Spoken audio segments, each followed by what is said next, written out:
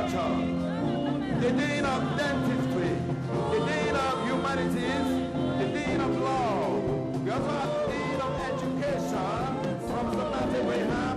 We also have the Dean of School of Graduate Studies, Professor George Will. Ladies and gentlemen, it is my honor to respectfully welcome in our midst today His Excellency, the Minister of the Federal Capital Territory, distinguished ladies and gentlemen, Chief Barrister Ian Wike. You are welcome to your home. You are welcome. He's an illustrious son of the university. Cameraman, please, can you cross over? All the cameramen, please, can you take your stand? All the cameramen, thank you very much. Distinguished Senator Mao Wabuwa, the Pro-Chancellor and Chairman of the Governing Council, University of Port Harcourt. Please, cameramen, go to the side. Please, thank you very much. Thank you very much. Professor William Abraham Judge, our Vice Chancellor. The 36th Convocation ceremony of the University of Port Harcourt holding at the university's Convocation Arena. This event will witness the 36th Convocation lecture being delivered by the Honorable Minister of FCT, Chief Nyesom Wike. The Nigerian Television Authority is here to relate to you the proceedings of this 36th Convocation ceremony. On behalf of the outside broadcast crew, we'd like to welcome you to this program. Anthem, immediately after the national anthem, we are going to take the University of Port Harcourt anthem. Please, all the cameramen, especially those on phone, kindly move to the other side so that the Honorable Minister, our guests, will see what is happening. Choir, please, can we take the national anthem? I'm not sure they're hearing me.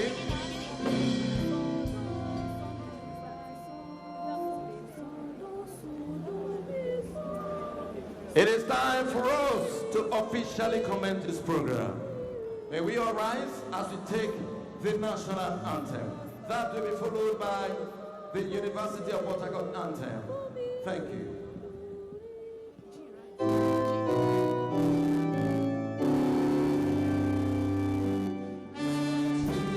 Let's take it off.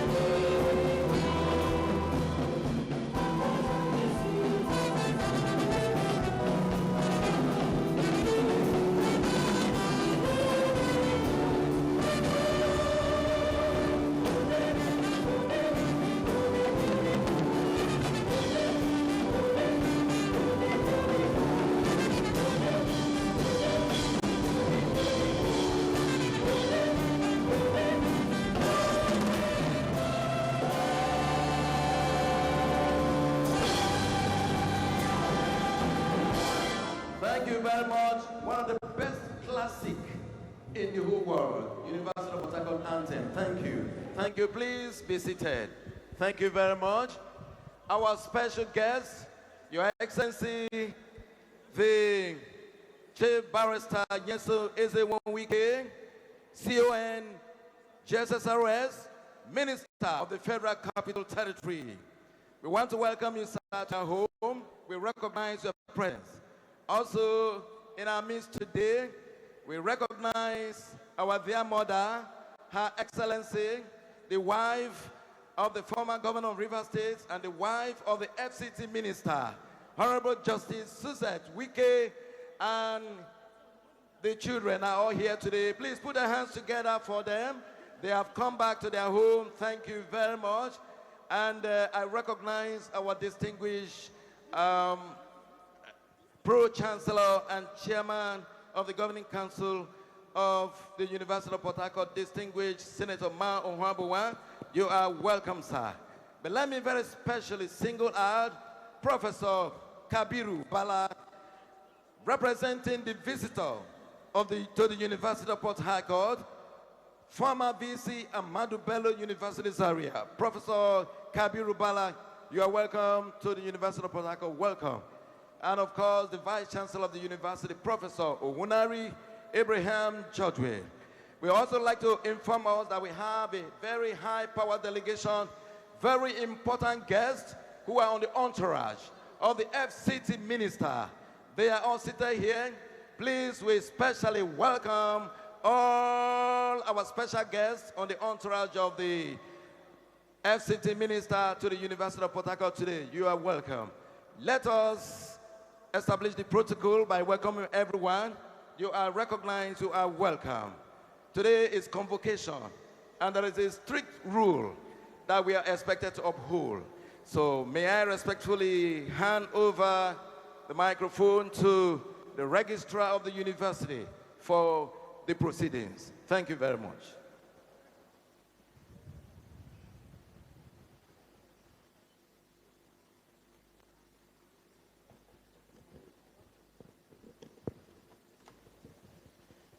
I have the honor to welcome you all to the 36th Combined Convocation Ceremony for the award of Doctor of Philosophy degrees and prizes for 2023-2024 and 2024-2025 academic section.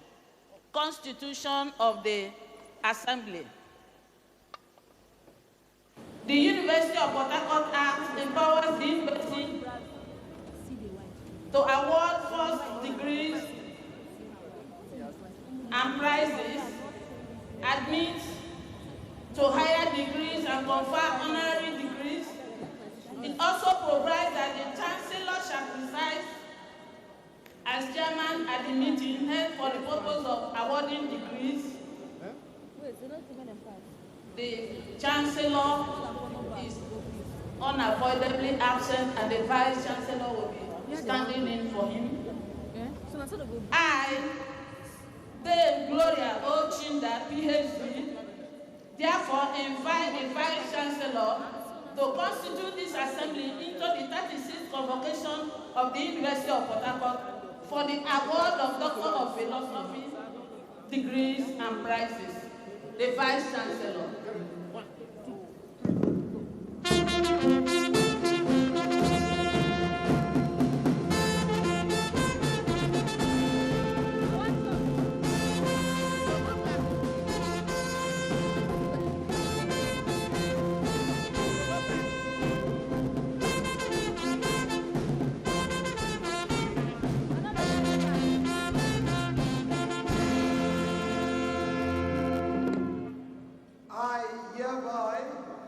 Constitute this assembly into the 36th convocation of the University of Port Harcourt for the purpose of award of Doctor of Philosophy degrees and prizes.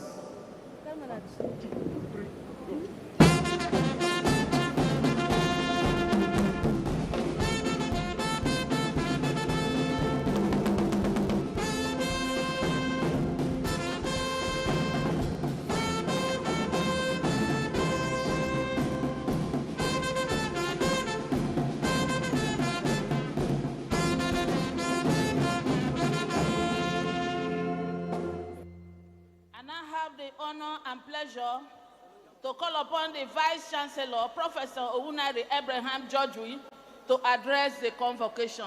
The Vice Chancellor.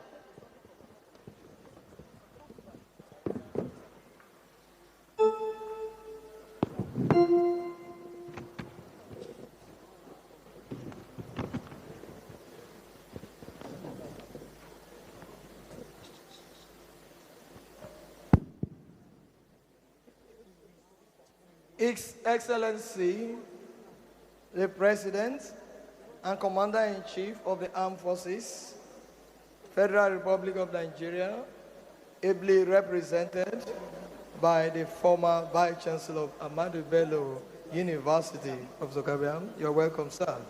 Good. Your Excellency, Nyesom is in Wike, CON, GSSRS, Honorable Minister of the FCT. You are welcome. We welcome you with your beloved wife, Her Excellency, and your children. The Pro-Chancellor and Chairman of the Governing Council of the University of Port Harcourt, members of the Governing Council of the University of Port Harcourt, principal officers of the University of Port Harcourt, distinguished guests and heads of agencies and parastatals who are here present, visiting vice chancellors and pro-chancellors who are here present, captains of industry here present, strategic partners, Senate of the University of Port Harcourt, distinguished professors, emeriti professors, former vice chancellors who are here present, the 10th vice chancellor, distinguished Royal Highness who are here present, members of staff, my Lord spiritual and temporal, unique students of the University of Port Harcourt, our esteemed graduates, distinguished guests from all walks of life, gentlemen of the press, ladies and gentlemen. It is with profound sense of gratitude to Almighty God that I welcome you all to the 36th Combined Convocation Ceremony of the University of Port Harcourt, a university that has continued to stand tall as a beacon of knowledge, character, and innovation. Today, we gather to celebrate the institution's excellence, resilience, and transformation. These achievements would not have been possible without the immense support of the federal government of Nigeria, ably led by His Excellency, President Bola Ahmed Tinubu, GCFR, whose administration has demonstrated an enduring commitment to revitalizing tertiary education across the country. The University of Port Harcourt is proud to be a beneficiary of several transformative initiatives at repositioning the Nigerian university system. We acknowledge the noble interventions of the federal government and wish to particularly highlight just a few. The solar farm project. This green energy initiative, supported by the presidency, has significantly enhanced our energy independence by ensuring a more reliable power supply. It reflects a forward-looking vision of sustainable development. Electric tricycles. The University of Port Harcourt received electric tricycles from the federal government through TED Fund as part of the renewed Hope Campus Transport Scheme of His Excellency President Bola Ahmed Tinubu. By adopting these electric tricycles, the university has embraced clean energy, promoting an environmentally sustainable transportation system. NEL Fund, a recently launched student loan initiative with over 3,500 students of the University of Port Harcourt as beneficiaries of this scheme. This initiative speaks directly to our core values of equity and access to quality education. Indeed, it has become a lifeline for many aspiring students who look forward to its sustained success. Innovation Hub. The University of Port Harcourt is a beneficiary institution for the construction and equipping of an innovation hub. It is important to note that this project is intended to serve all tertiary institutions within the South-South region. We remain hopeful for its speedy completion, as the hub will advance research, academic networking, information technology development. Over the years, the federal government has continued to support and strengthen institutions of higher learning through the needs assessment, debt fund interventions, and capital projects. These interventions are far more than policy statements. They are bold commitments, clearly reflected in the landmark projects now dotting the landscape of the University of Port Harcourt. We sincerely appreciate the presidency for its unwavering dedication to educational reform, and we reiterate our readiness at the University of Port Harcourt to remain steadfast partners in national progress. The Rivers State government, our host and partner, has also been immensely supportive. May I proudly announce that this state-of-the-art convention arena in which we are gathered here today was graciously built by the Rivers State government during the tenure of His Excellency, Barrister Nyesom Wike, the FCT minister, when he was the sitting governor of the state. Since inception, this university has continued to enjoy peace and cordial relationship with their host states. Successive governors of Rivers State have consistently demonstrated goodwill, support, and cooperation towards the University of Port Harcourt, thereby fostering a harmonious and mutually beneficial relationship.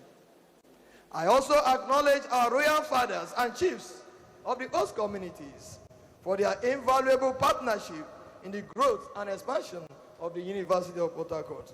Equally, I must recognize our strategic partners and the Alumni Association for their unwavering commitment and immeasurable support.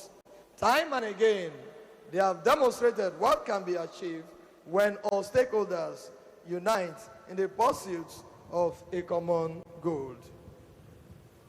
The University of Port Harcourt has recorded numerous achievements since its establishment in 1975. We began as a college, but today we proudly boast of 3 campuses: Shoba, Delta, and the University Park.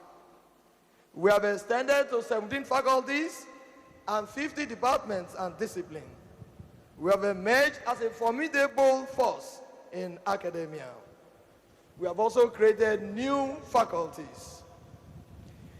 The university takes great pride in the legacy of producing individuals who have distinguished themselves across both public and private sectors, amongst whom are Dr.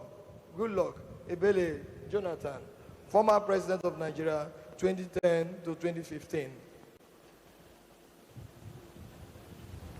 Achievements of this administration. Guided by operational excellence, institutional focus, and supported by a formidable management team, this administration has recorded the following: completion and commission of a new theater arts complex, the Crab, a modern facility that reflects the university's rich artistic heritage. Establishment of new faculties, thereby expanding academic offerings and responding to evolving national and global needs. Construction of new departmental buildings equipped to support contemporary teaching, learning, and research. development of additional students' hostels aimed at alleviating accommodation challenges and enhancing campus life, completion of modern lecture auditoriums to provide conducive environment for large-scale academic engagement.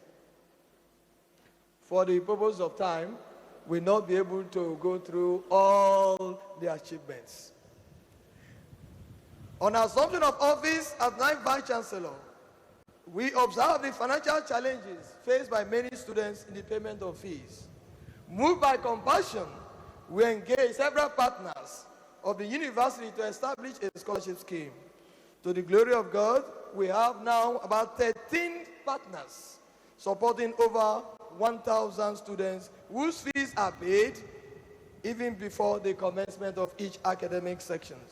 Permit me to acknowledge these benefactors: Dr. Richard Inyong, Sir Daniel Chikudeze, Mr. Sobere Diri, Justice Biobele Georgeville, Barrister Amunaboy Clements, Dr. Membre Otaji, Bro Felix Obua, Dr. Olateju and Mrs. Olabukola Jinadu, Professor Loki Onatai, Engineer Kolisile Nelson, Honorable Victor Tulutu Briggs, Pastor Mrs. Senye Lulu Briggs, Honorable Ten Jacris, and the UNC Microfinance Bank.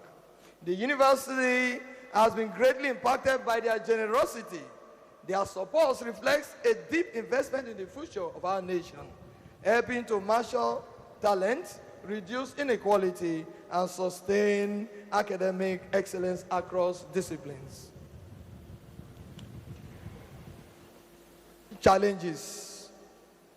Despite the notable strides this university has made in teaching, research, innovation, and national relevance, it must be acknowledged that it is still confronted with a series of challenges that continue to constrain its full potential achievement.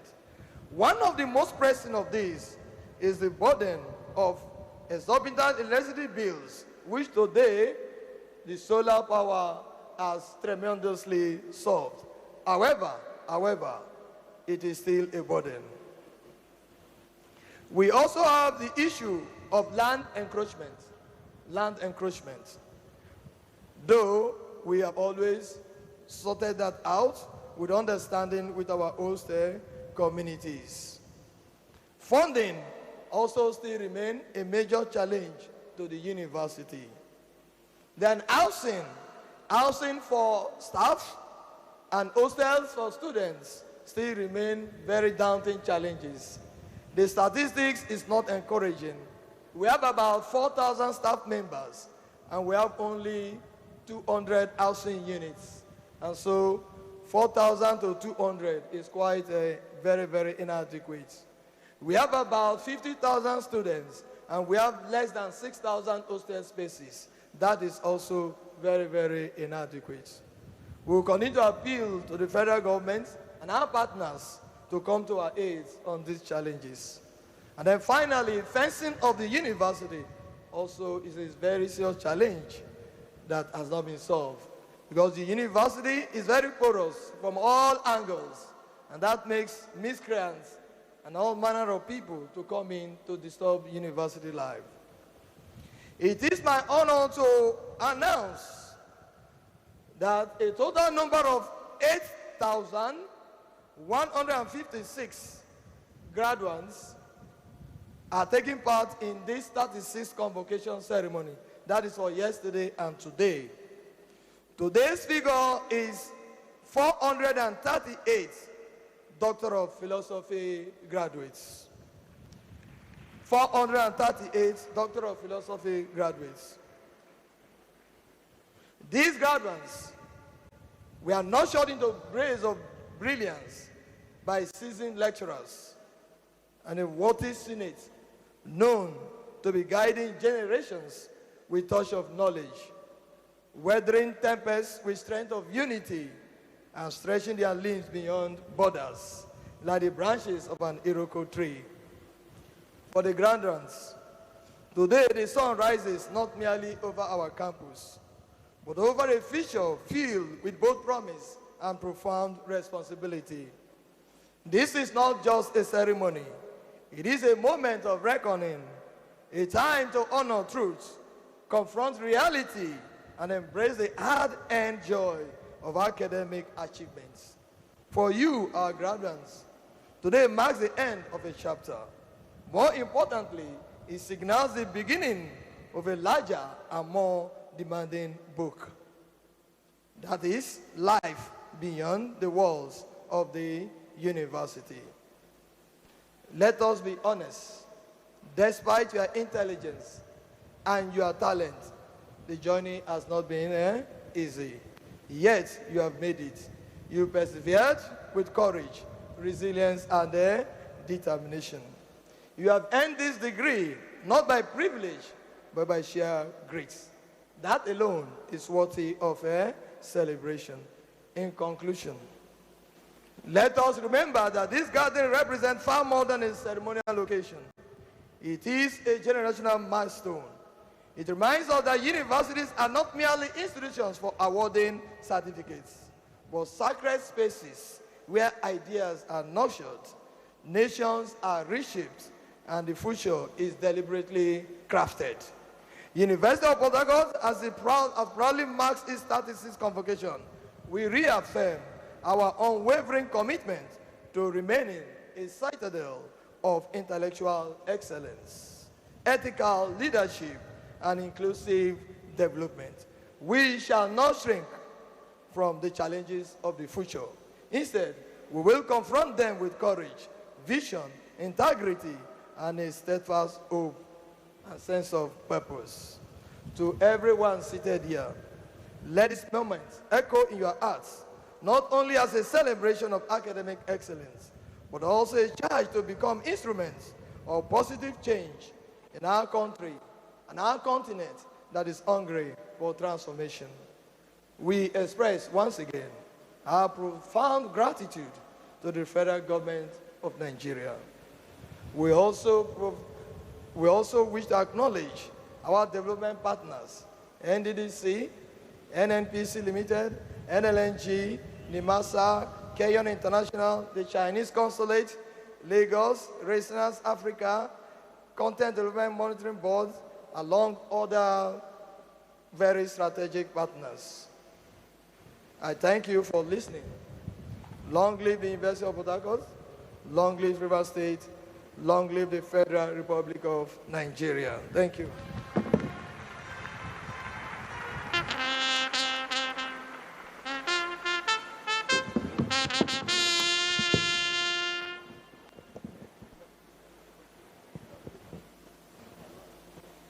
I have the honor now to invite the Pro-Chancellor, distinguished Senator Mao Ohabonwa, to deliver his address.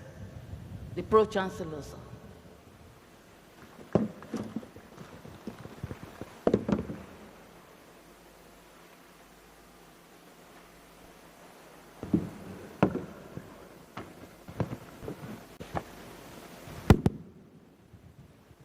The representative of the visitor, the Executive Secretary, National University Commission,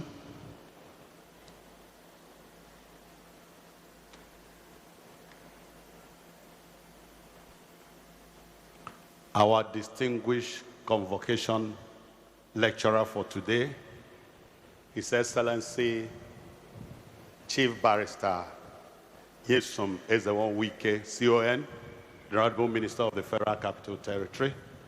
I welcome you with your beautiful wife, Her Excellency Honorable Justice Suzette Eberechi Nyesom Wike, JCA. Your Excellency, our Vice Chancellor, and other Vice Chancellors here present, my colleagues of the 17th Council of this unique university,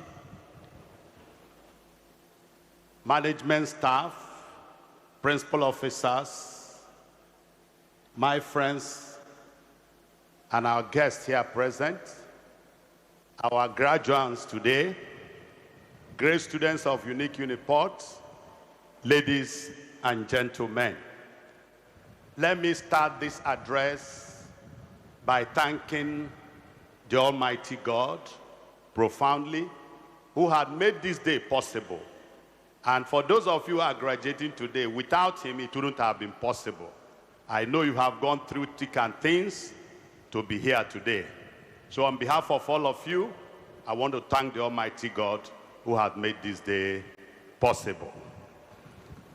Having said that, I want to also congratulate the parents, the spouses of these graduates today. I know you must have been part of it. Sleepless nights, challenges, and absence from family duties. I congratulate all of you. I am deeply delighted to be here today.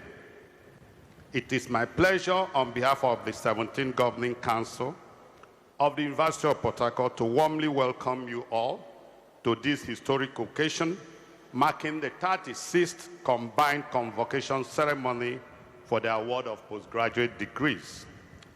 Today is not merely a ceremonial gathering, it is a profound celebration of intellectual discipline, perseverance, innovation, and scholarly excellence. We gather to honor men and women who have dedicated themselves to the advanced learning and rigorous research in pursuit of knowledge that transforms society.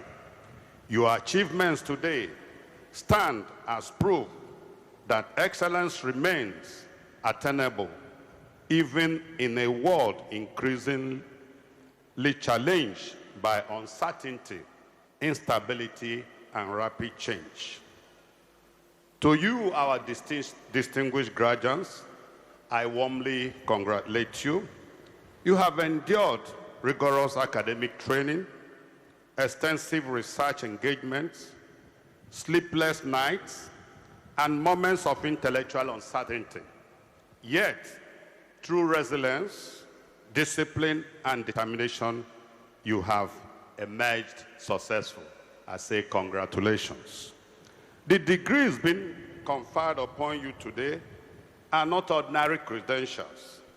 They symbolize competence, responsibility, and the confidence society places in educated minds to confront contemporary challenges and contribute meaningfully to national and global development. To the parents, guardians, spouses, families, mentors, and friends present here today, we sincerely appreciate your sacrifices, your encouragement, and unwavering support towards the success of these graduates. Your investment have produced what results, and this celebration belongs to you as much as it belongs to the graduates themselves. Postgraduate education occupies a strategic position in national development. It is at this level that societies produce thinkers, produce innovators, policy experts, researchers, technocrats, and intellectual leaders capable of shaping the future. This is the level where you belong now. Level has changed. In a rapidly evolving global order, driven by technological advancement, artificial intelligence, AI, climate realities, economic transformations, and complex geopolitical shifts, nations that invest in research, innovation, and knowledge production will continue to lead the world. Universities, therefore, remain indispensable institutions for societal progress and civilization advancement. The University of Port Harcourt has consistently distinguished itself as a center of academic excellence, research, innovation, and character formation. Over the years, this great institution has produced graduates who have excelled in academia, industry, governance, entrepreneurship, diplomacy, and the wider global community. Permit me to state that the university today operates within highly demanding environments, as already enunciated by the Vice-Chancellor. But let me reiterate, the pressures of funding, infrastructure development, technological advancement, and global academic competition continue to challenge higher institutions across the world. Yet, despite the realities, this university has remained resilient and progressive because of the collective commitment of its governing council, the Senate, management, staff, students, alumni, and the stakeholders. At this point, let me also recognize the president of the Uniport Alumni Association, Senator Darlington Wokocha, who I'm told is also here. I must therefore commend the Vice-Chancellor, members of Senate, management, and members of staff for their unwavering dedication to sustaining the standards and reputation of this great institution. Your sacrifices, commitment, and service continue to uphold the ideals upon which the university was founded. Let me at this point single out a man who I believe today will be his last appearance as the Vice-Chancellor of this great university, Professor George Will Ounari, the 9th Vice-Chancellor. I want to thank him for successfully steering the affairs of the university in the past 5 years. On behalf of the 17th Governing Council, I commend you for your laudable achievements during your administration. You have really raised the bar in the administration of this university. Please, can we put our hands together for him? He has done well. And at this point, too, let me introduce to you your brand new Tiaroba 10th Vice-Chancellor. That under my leadership 2 days ago, we followed all the legal processes. Search team, selection committee, council, and on Thursday, we were able to produce a new Vice-Chancellor in person of Professor Chike, Principal Chike. University of Port Harcourt, behold your 10th Vice-Chancellor. That is your 10th Vice-Chancellor.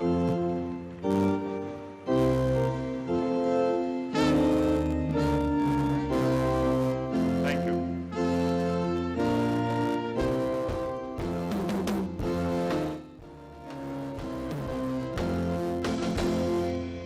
Ladies and gentlemen, let me at this juncture proudly and warmly welcome our distinguished alumnus, a proud one, our benefactor, and our convocation lecturer today, His Excellency, Honorable Minister of the Kefra Capital Territory, His Excellency, Barrister Nyesom Wike, the deacon of the world. Barrister Wike, for the benefit of those of you who are not conversant with him or his achievements, Barrister Wike is a transformational leader, an astute administrator, an uncommon achiever, and one of the most courageous political figures of our time. His remarkable record of service to Rivers State and now the Federal Capital Territory speak eloquently of his vision, competence, boldness, and unwavering commitment to excellence. As governor of Rivers State, he earned national acclaim as Mr. Project due to his monumental infrastructural revolution, academic educational reforms, urban renewal initiative, and massive investment in human capital development. Today, as Minister of Federal Capital Territory, he has continued to demonstrate exemplary leadership through unprecedented infrastructure transformation, restoration of public confidence in governance, and a passionate commitment to delivering the dividends of democracy to the people of Nigeria. Barrister Wike is widely celebrated for his courage, political dexterity, administrative acumen, and relentless pursuit of excellence. He remains a pride of this great university, pride of Niger Delta, pride of Ikwere land, a dependable patriot, and a shining symbol of visionary leadership in contemporary Nigeria. Your Excellency, the University of Port Harcourt is deeply honored by your presence and gratefully that you accepted today to deliver the convocation lecture at this auspicious occasion. We are confident that your wealth of experience, practical wisdom, and inspiring leadership journey will greatly enrich this august gathering and provide invaluable insights to our graduates and the academic community. Distinguished ladies and gentlemen, the governing council of this great university remains in its commitment to strengthen the university academic standards, infrastructure, research capacity, and global competitiveness.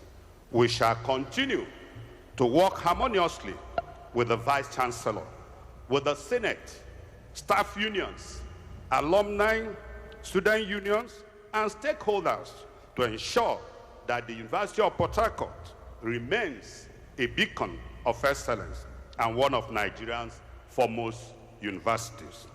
We recognize that education remains the most powerful instrument for national transformation.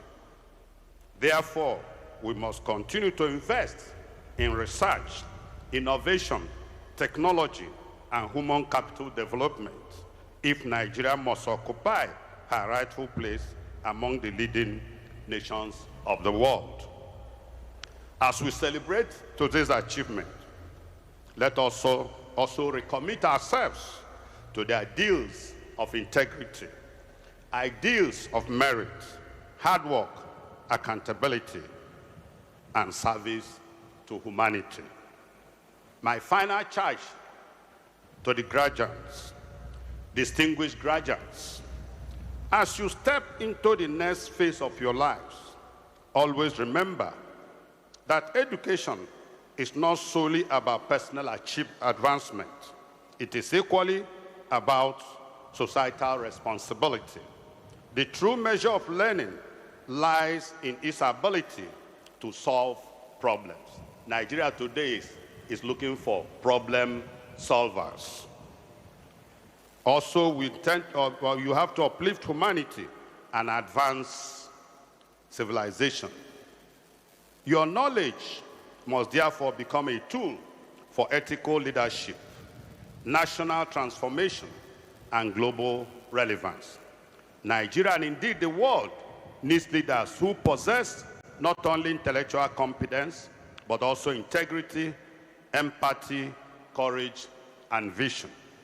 You must resist the temptations of mediocrity, corruption, intolerance, and intellectual dishonesty. Rather, you must become ambassadors of excellence, integrity, responsible citizenship, where you find yourself as ambassador of this unique university.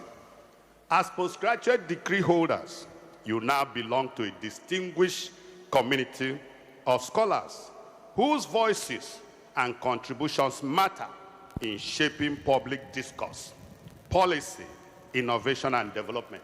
I therefore encourage you to embrace innovation, interdisciplinary thinking, entrepreneurship, and lifelong learning.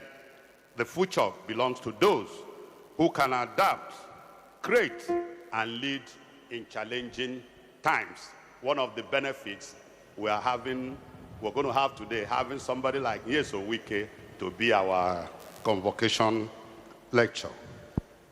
Ladies and gentlemen, Convocation conclusion, ladies and gentlemen. Convocation ceremonies remind us that universities are not merely centers for awarding certificates. They are institutions for building ideas, shaping values, and nurturing humanity's capacity to imagine and create better societies.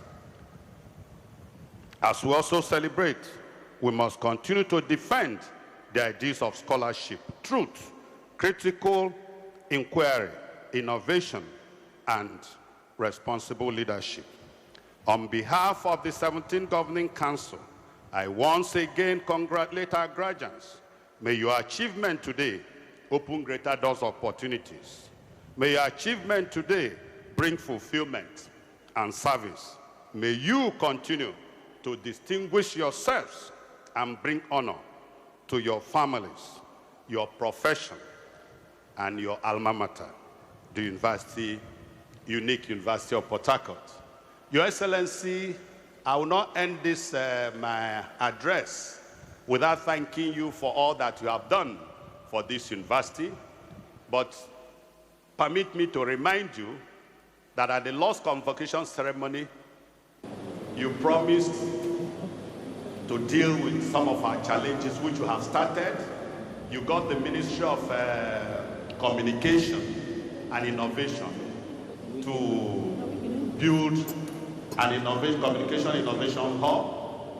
Where we are today is your product and so many things, but you agreed to build us a council plaza, a council building.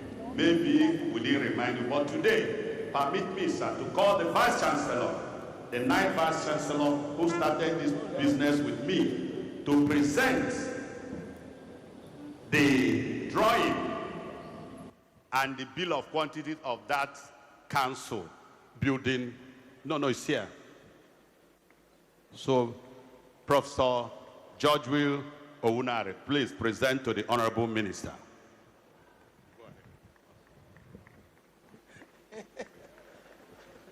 On behalf of the entire University of Port Harcourt, we present to Your Excellency the drawings and all that is therein for the construction of a council plaza. Thank you, Your Excellency. Thank you very much.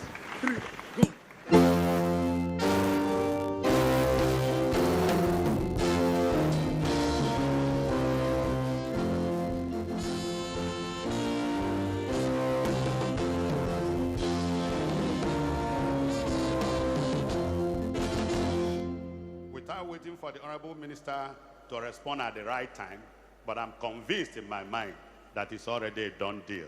Please put your hands together for the Honorable Minister. I wish you all a successful, impactful, and rewarding future. Thank you, and God bless us. God bless the University of Port Harcourt. God bless the Federal Republic of Nigeria. Thank you very much. Thank you very much.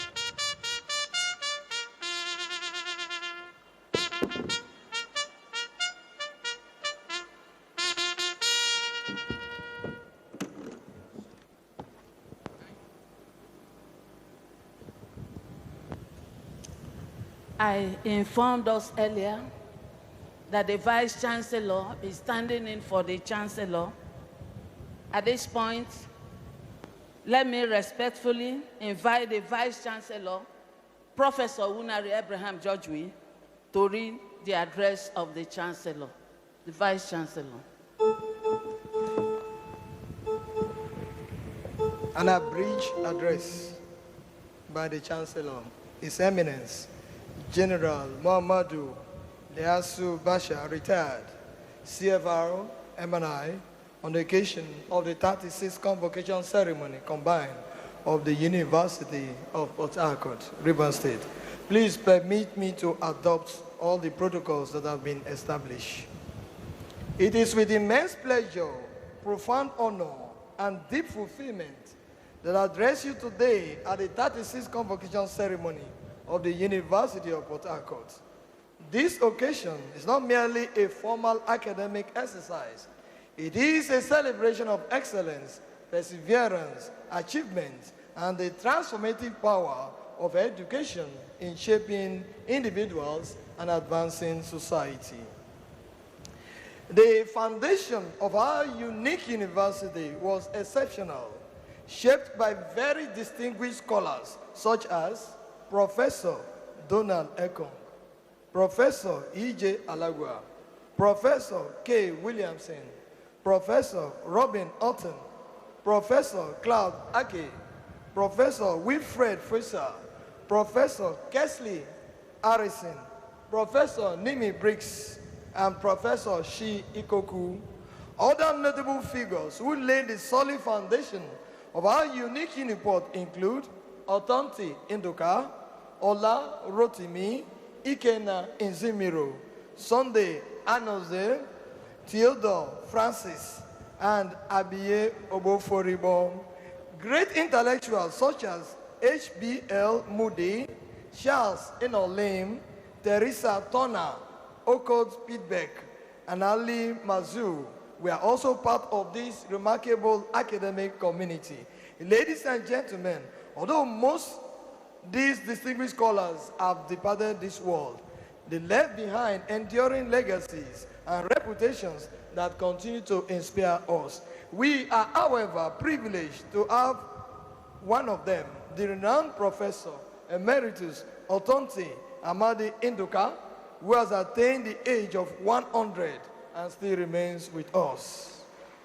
Alongside eminent professors, Emeriti E.J. Alagua, who is present in this hall, Prof. Sir, you are welcome, is present in this convocation, and Kesley A. Harrison. These great scholars, together with many others with them, like several renowned ivory towers, they helped to build our University of Port Harcourt into this very great institution it is today. Our joy is that these young graduates, or doctoral graduates, shining like stars before us today, are proteges of the distinguished scholars mentioned above. I am also aware that apart from Professor Donald Ekong and Emeritus Professor Nimi D. Briggs, all the other former vice-chancellors, 6 in number, are still alive and remain available to us as academic elders and enduring role models. May I conclude this address by congratulating all the graduates on today's occasion. We pray that, like many before them, they will bring greater honor and distinction to our university, as our alumni have consistently done over the years. I also wish to encourage our students, staff, and scholars to sustain the goodwill of the university that it has built over the years. In doing so, we are confident that the second half of this university, the history will be better and will be filled with greater achievements. Finally, I acknowledge the goodwill of the federal government of Nigeria, the Rivers State government, corporate bodies, and MDAs and strategic partners. Thank you all. I pray that God Almighty will continue to guide and sustain us so that we may collectively advance the growth of this unique University of Port Harcourt. God bless the University of Port Harcourt. God bless Rivers State. God bless Nigeria. Thank you.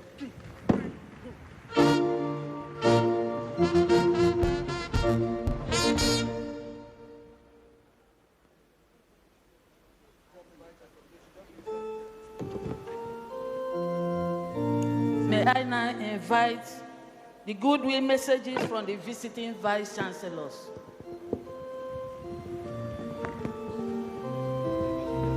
Please, colleagues, visiting vice chancellors, just bring your scroll and give to us, please.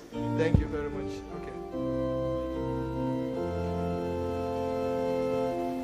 We have the Vice Chancellor of Ignatius Ajuri University, Professor Oke Onochukwu. Next is Professor Zeb, Isaac Zeb, OBP, VC, Rivers State University. Professor Mom Chinedu, Vice Chancellor, Federal University of Environment and Technology, Ogoni. And we also have Professor Henry Ogiri, representing the VC, from the Ken Sarawiwa Polytechnic, the rector of Ken Sarawiwa Polytechnic. You're welcome. You're welcome, sir. You're welcome. We also have another important rep of the Michael Okwara, representative of Professor Celestina Njoku from Gregory University, Uturu. You're welcome. You're welcome. Federal University of Otoike, he's here in our midst today. Thank you very much, sir. Thank you. And we also have from Michael Okwara University, Umudike, you're welcome. Thank you.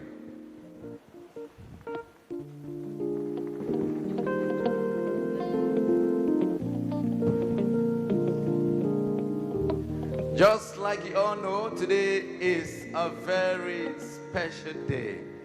And we are all here.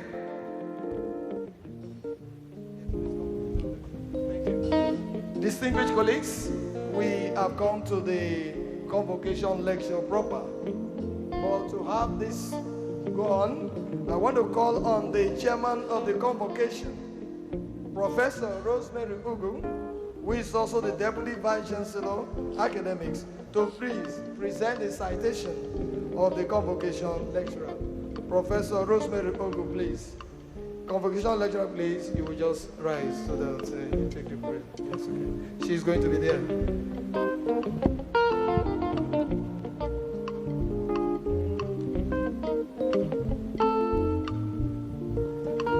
Thank you, VC, sir.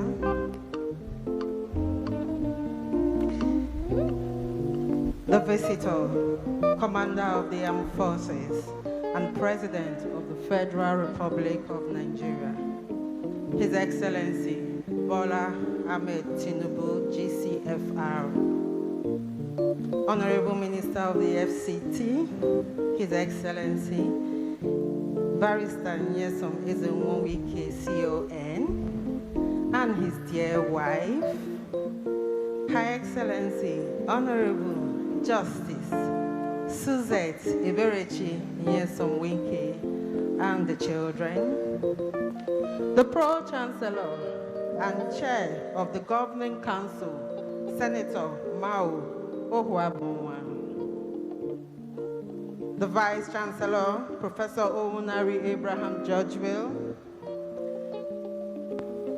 Principal Officers of the University, Council members, Provost and Deans, our dear Opwa President and Dean of the School of Graduate Studies, Professor Udeme Georgeville, Senate of the University of Port Harcourt, serving and former Vice Chancellors and Principal Officers of sister universities,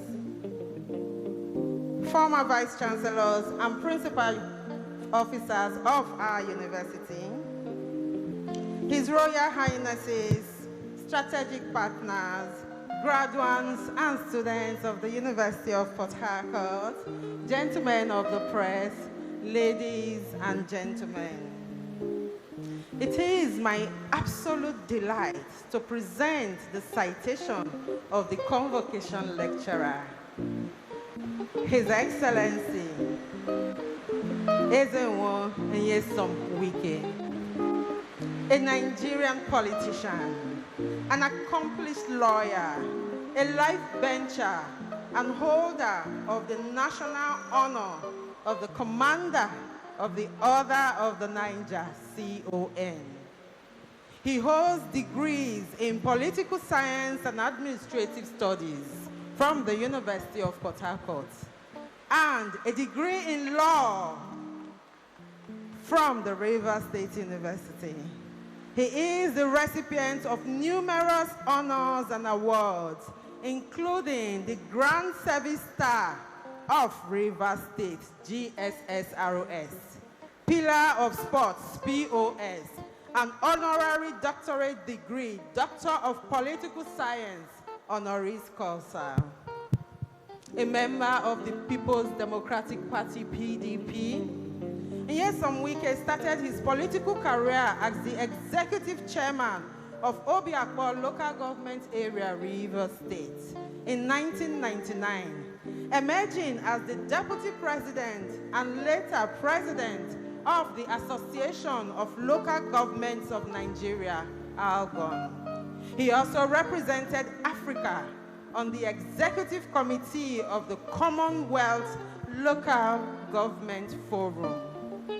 He was appointed Chief of Staff, Rivers State, in 2007, and he held the position until 2011. On 14th July 2011, he was appointed Federal Government of Nigeria's Minister of State for Education, and later as the Supervising Minister of Education in 2013, positions he discharged diligently. He was elected Governor of Rivers State in 2015 and re-elected in 2019 to serve a second term, which he completed in 2023. As governor, he redefined good governance through the delivery of landmark projects in priority areas of infrastructure, education, healthcare, security, sports, rural development, etc. His unprecedented infrastructural development of the state earned him the sobriquet, Mr. Projects.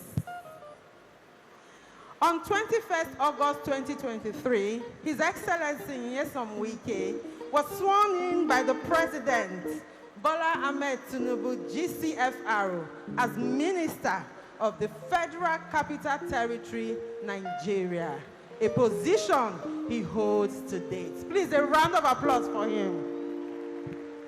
And so it is with utmost honor and profound privilege that I present to this distinguished assembly a man whose impact on national development, governance, and humanity is remarkably enduring. Our citation lecturer's exemplary leadership and enduring contributions are a testament to visionary statesmanship. He is married to Honorable Justice Suzette Eberechi Nyesom Wike, a justice of the Court of Appeal, and the marriage is blessed with children. Ladies and gentlemen, please join me with a sounding ovation to welcome the powerhouse of the administration.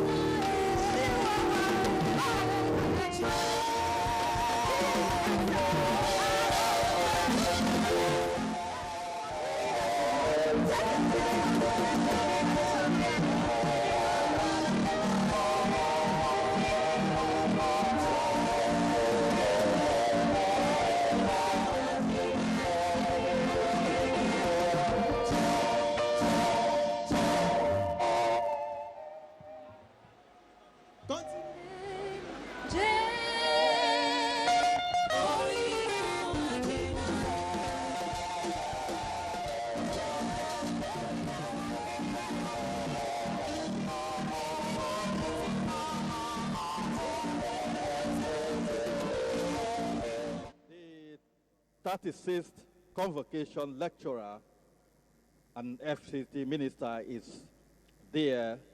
He has taken the podium to address the graduates, management, and guests at the University of Port Harcourt 36th Convocation lecture.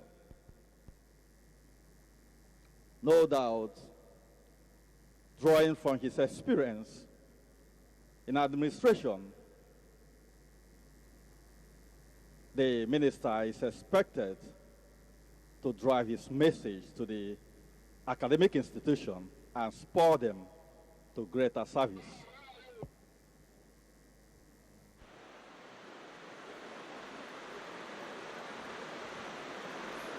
Thank you very much.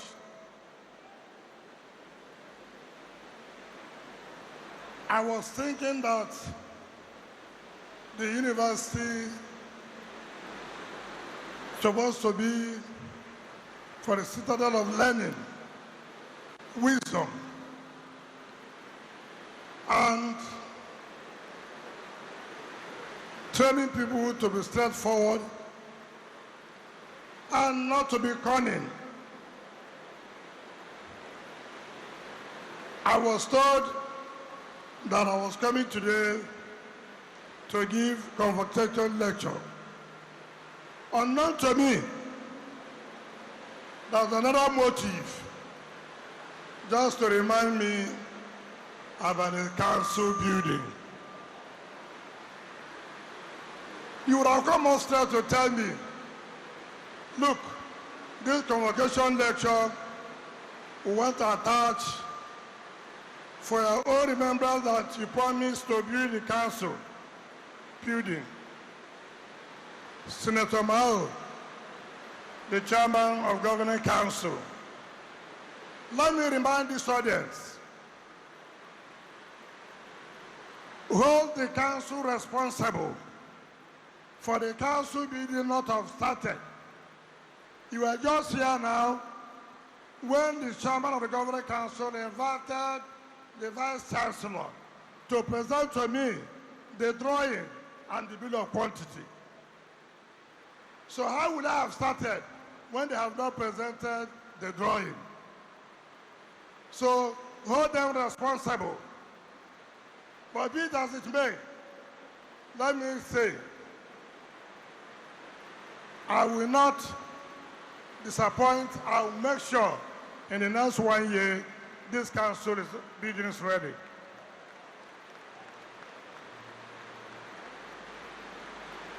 The chairman of the Governing Council, my dear brother Senator Bao Haruma, the Vice Chancellor of this great university, the representative or Executive Secretary of National University of the National University Commission, the management and staff of this great university. Let me sincerely recognize the presidential candidate of the People's Democratic Party, Professor Sandy Oja Ono, a renowned professor of repute. Let me also recognize the former Deputy Speaker of the House of Representatives, Prince Chibuyom Uche. Let me also recognize the Zonal Vice Chairman of the South-South of the All Progressive Congress, Chief Victor Giadom. My dear brothers and sisters, let me recognize the 19th President of the Nigerian Bar Association, former Chairman, Council of Legal Education, former Chairman, Body of Pointers, by the grace of God, His Excellency, Ambassador of the Republic of Ireland, OCJ Okocha, Senior Advocate of Nigeria. The single members of the Governing Council and Senate of the University, eminent scholars, proud parents, and guardians, and most importantly, our graduating students, the leaders of the future, who are all laboring with hope and sacrifice to shape distinguished ladies and gentlemen. I have gone back to look at the history of convocation lectures. I found out that each lecture, not one has taken less than 2 hours. But for us, I can assure you, very practical. You will stay here for more than 20 minutes. I've also looked at convocation lectures. I've seen not less than 35, 40 pages. I can assure you, you won't have more than 10 pages. Because we are going to talk, we are going to be practical. Maybe you never can tell. If you take more than 10 minutes, just understand is the way things are. If it's more than the pages have said, just also understand that sometimes you never can control situations. My dear wife, my boss, the Justice of Court of Appeal, she's looking at me and says she's not my boss. She's my boss. Not my boss in the office, but my boss at home. Justice Ebere Chisu and Nyesom Wike, and our dear children, and your friend. My dear good friends who came along with us and members of the National Assembly. It is with deep humility and a profound sense of honor that I stand before you today to deliver the 36th Convocation lecture of this great and revered institution, the University of Port Harcourt, my alma mater, and one of Nigeria's most prestigious second-generation universities. This university is not just merely a place of learning where certificates are issued. It is a citadel of knowledge, a forge of ideas, a bastion of progressive thoughts, and an enduring symbol of Nigeria's intellectual courage and moral conscience. Its reputation for academic excellence, community service, and principled activism has not only shaped the generation of minds, but has also influenced the course of Nigeria's political, economic, social, and developmental evolution. Indeed, its imprint on the nation's trajectory is both undeniable and profound. For me, therefore, this is more than a ceremonial invitation. It is a homecoming. It is a return to the very soil that nurtured my mind, sharpened my conviction, refined my character, and equipped me with the pen and the sword, the discipline of thought, and the courage of action, with which I have engaged and navigated a complex terrain of politics, governance, and leadership in our country.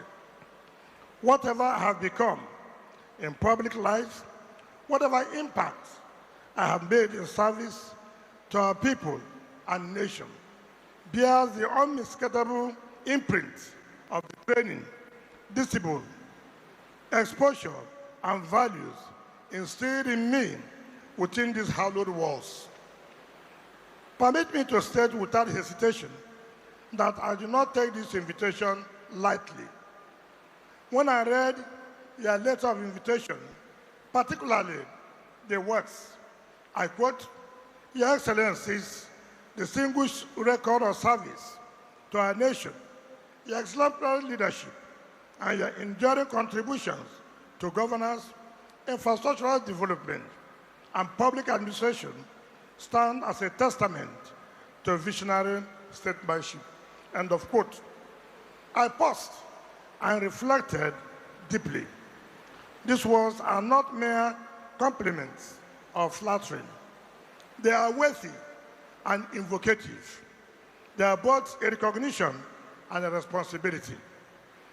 In a time when leadership is often trivialized and compromised, when public service is too frequently reduced to slogans, propaganda, performance without substance, and fleeting impressions, it is reassuring to know that there still exists hallowed grounds such as this, where truth is pursued, where objectivity thrives over subjectivity and sentiments, where merit is acknowledged, and where national purpose still matters. That is, this great university found me worthy of this platform in recognition of my commitment to good governance, infrastructural development, and transformative leadership. It's both humbling and challenging. It is humbling because I'm aware of the weight of expectations that comes with such recognition. It is challenging because it reminds me, and indeed all of us, that leadership is not a privilege to be enjoyed, but a responsibility to be discharged with courage, discipline, and results. To the graduating students, you are leaving this institution at a defining moment in our nation's history. You are stepping into a world that is as demanding as it is uncertain. But you are also stepping into a moment of possibility, a moment that requires courage, integrity, clarity, and conviction. You are stepping into a Nigeria that desperately needs you. A Nigeria that requires not just educated and certificated citizens, but committed leaders. And so, let me begin by placing before you a simple but uncompromising truth, the core argument of my address today. No nation rises above the quality of its leadership, and no leadership proves itself more clearly than in the infrastructure it leaves behind. This is not a slogan. It is a standard, one that history applies without sentiment. Leadership finds its truest expression not in speeches, but in structures, not in promises, but in impact. It is seen in roads that endure beyond administrations, in schools that outlive politics, in hospitals that preserve life, in water that flows, and in power that works. These are immeasurable footprints of vision translated into reality. Where leadership is purposeful, infrastructure becomes the architecture of opportunity. Where leadership is weak, infrastructure becomes the evidence of neglect. The bridge between promise and progress is built by leadership that plans with foresight, executes with discipline, and is accountable to the people it serves. It is within this inseparable relationship between those who lead and what they build that the destiny of nations is determined. This is the thrust of my message, and it demands to be confronted with honesty, patriotism, and resolve. Let us say the defining problem, Nigeria's development paradox. Before we speak of solutions and lessons for future leaders, I hope you know the topic is leadership and infrastructure development in Nigeria. Lessons for future leaders. That is the lesson for this lecture. Before we speak of solutions and lessons for future leaders, we must have the courage to confront the truth plainly, honestly, and without excuses. Nigeria today presents one of the most troubling paradoxes of the modern world. It is a vast and complex nation. Africa's most populous, strategically located on the western coast of the continent at the innermost corner of the Gulf of Guinea, stretching between latitudes 4 degrees and 14 degrees north and longitudes 3 degrees and 14 degrees east, bounded by Niger and Chad to the north, Benin to the west, Cameroon to the east, and the Atlantic Ocean to the south. With a landmass of approximately 923,768 square kilometers, Nigeria is not merely a geographical expression. It is a bold and ambitious experiment in nationhood. At independence in 1960, Nigeria stood at the threshold of greatness, confident, expectant, and richly endowed with the essential ingredients of development. It possessed a vibrant population, a promising civil service, and a vast natural resources that inspired both internal and global optimism. The discovery of petroleum in commercial quantities at Oloibiri on the eve of independence further intensified this optimism, reinforcing the belief that Nigeria's challenge was not scarcity, but the management of abundance. Indeed, it was widely proclaimed that Nigeria's problem was not money, but how to spend it. In those early years, Nigeria was celebrated as Africa's emerging giant, a nation destined to lead, inspire, and redefine post-colonial development. The fate of independence was captured in both official and popular imagination. As Ismail Babatunde Joseph poignantly reflected on October 1, 1960, Nigeria, I quote, was a nation conceived in faith and unity, end of quote, whose birth evoked with tears and hope. The optimism was not misplaced. It was grounded in the belief that political independence would automatically translate into economic transformation, consistent with the nationalist philosophy of Kwame Nkrumah, first Prime Minister and President of Ghana, who had led the Gold Coast to independence in 1957, that even the worst form of self-rule was better than the best form of colonial rule. Yet, history has delivered a far more sobering verdict. Almost 7 decades after independence, Nigeria's journey reflects not a steady ascent, but a troubling drift, from promise to paradox, and from high expectation to deepening disillusionment. Instead of consolidating its early advantages, the nation has become a theater of contradiction, a country of immense wealth, but widespread poverty, of deep religiosity, but persistent moral and institutional decay, of abandoned human capital, but weak systemic performance. Today, Nigeria is variously described as, quote, crippled giant, a house that has fallen, the open sore of a continent, an enigma wrapped up in a puzzle, and more painfully, the poverty capital of the world.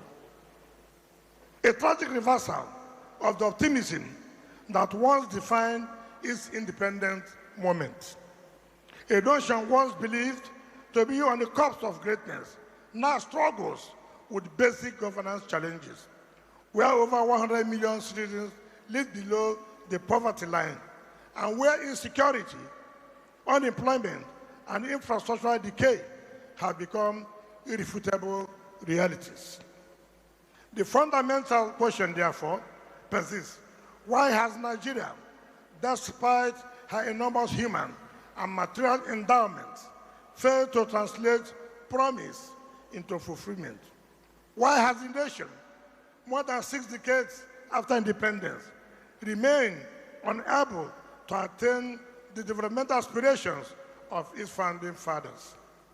In seeking answers, scholars have offered various explanations.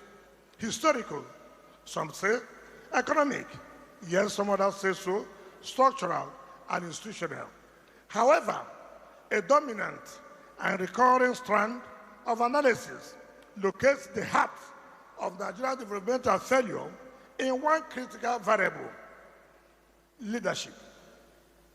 For Chinua Achebe's famous assertion that, I quote, "The trouble with Nigeria is simply and squarely a failure of leadership," end of quote. To G.A. Akinola's insistence that leadership failure is the most decisive factor shaping Nigeria's post-colonial condition, the argument remains and compelling. The argument remains consistent and compelling. John C. Maxwell's widely cited maxim that, I quote, everything rises and falls on leadership, end of quote. This, of course, further reinforces this position. However, it is important to emphasize that while other factors, colonial legacies, global economic structures, institutional fragility, and demographic pressures do play contributory roles, none of them explains Nigeria's persistent underperformance more decisively than leadership. Leadership determines how resources are mobilized, how institutions function, how priorities are set, and ultimately how national aspirations are translated into tangible outcomes. This is why the paradox persists. Nigeria is on paper one of the most resource-endowed nations on earth. Yet, in practice, it remains constrained by weak execution, inconsistent policies, abandoned projects, and infrastructural decay. The result is a nation that builds intermittently but rarely sustains, that announces progress but often fails to deliver it, and that dreams persistently but realizes inconsistently. It's important to state without equivocation that without functional and sustainable infrastructure, the dream of national development will remain perpetually elusive. Economic transformation is not achieved by aspiration alone, but by deliberate investment in roads, power, water, education, healthcare, and transportation systems that make productivity possible. Infrastructural development is therefore not a secondary outcome of development. It is its foundation and its visible proof. Where infrastructure is strong, economics expand, opportunities multiply, and social stability is reinforced. Where it is weak, stagnation becomes entrenched, inequality deepens, and national cohesion is threatened. Infrastructure is thus not merely physical capital. It is the material expression of leadership effectiveness and indeed a mirror of governance quality. And so, we must confront the hard truth, one that is often avoided, but can no longer be deferred. Nigeria's challenge is not primarily a lack of resources. It is a failure of leadership, not leadership in title, but leadership in responsibility, not leadership in rhetoric, but leadership in results. For too long, we have mistaken motion for progress, activity for achievement, and announcement for accomplishment. We have tolerated delay as normal, excused inefficiency as inevitable, and accepted abandoned projects as part of governance culture. In doing so, we have institutionalized underperformance. This is the paradox we must resolve, and by so doing, leave appropriate lessons for future leaders. And it begins unequivocally with leadership, to which I now turn in greater detail. What is the meaning of leadership and the mandate of leadership in nation building? Having eliminated the paradox that defines our national experience, it becomes imperative that we now turn attention deliberately, with intellectual honesty and moral seriousness, to the central variable in this discourse: leadership, a concept upon which the destiny of nations ultimately rests. Indeed, few subjects have so persistently dominated contemporary intellectual, public and professional discourse as leadership, and the decision to foreground it in this 36th Convocation lecture of our unique report could not have been more timely. Leadership sits at the very intersection of promise and performance, vision and reality, aspiration and achievement. What then is leadership? Leadership, properly understood, is the capacity to influence, inspire, and mobilize human and material resources toward achievement of shared goals.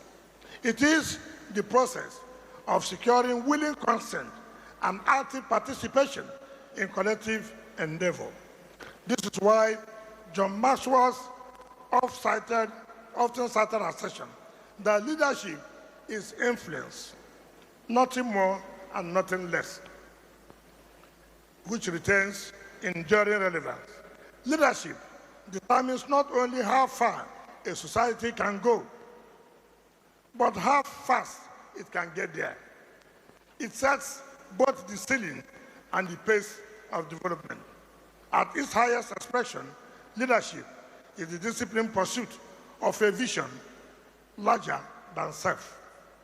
Leadership in this sense is not an abstract ideal. It is a lived and dynamic relationship between those who lead and those who are led. It involves people, leaders and followers, bound together by purpose, expectations, and responsibility. There can be no leadership without followership, just as there can be no meaningful followership without leadership. As Dan Agbese insightfully observes, a leader leads because a group of people willingly entrusts him with a portion of their autonomy in exchange of direction, representation, and advancement of their collective interests. Leadership, therefore, is neither self-imposed nor self-sustaining. It is socially conferred and morally justified. The leader, ideally, emerges through a process, one that filters competence, tests character, and elevates responsibility. And once so entrusted, leadership is neither arbitrary nor absolute. It is guided by laws, shaped by institutions, and restrained by norms that define both its reach and its limits. Leadership is not a title bestowed. It is a burden assumed. It is not the comfort of office, but the weight of responsibility. It is not the applause of the moment, but the judgment of history. Too often, we have reduced leadership to a ceremonial possession, something to acquire, display, and defend. Yet, true leadership is neither ornamental nor accidental. It is intentional, exacting, and deeply consequential. A person may rise to high office and yet remain profoundly insignificant in impact. Another may stand without formal designation and yet alter the course of events. The difference lies in position, but the difference lies not in position, but in purpose, what one chooses to do with the privilege of influence. Leadership begins with vision, not mere sight, but foresight, not wishful thinking, but a clear and compelling imagination of what ought to be. Vision is a faculty Vision is the faculty that lifts a society beyond the limitations of the present and anchors it in the possibilities of the future. It enables a leader to stand in the midst of disorder and still perceive order, to look at chaos and design direction. Without vision, leadership becomes reactive, adrift in crisis. With vision, leadership becomes creative, shaping reality rather than merely responding to it. But vision without political will is illusion.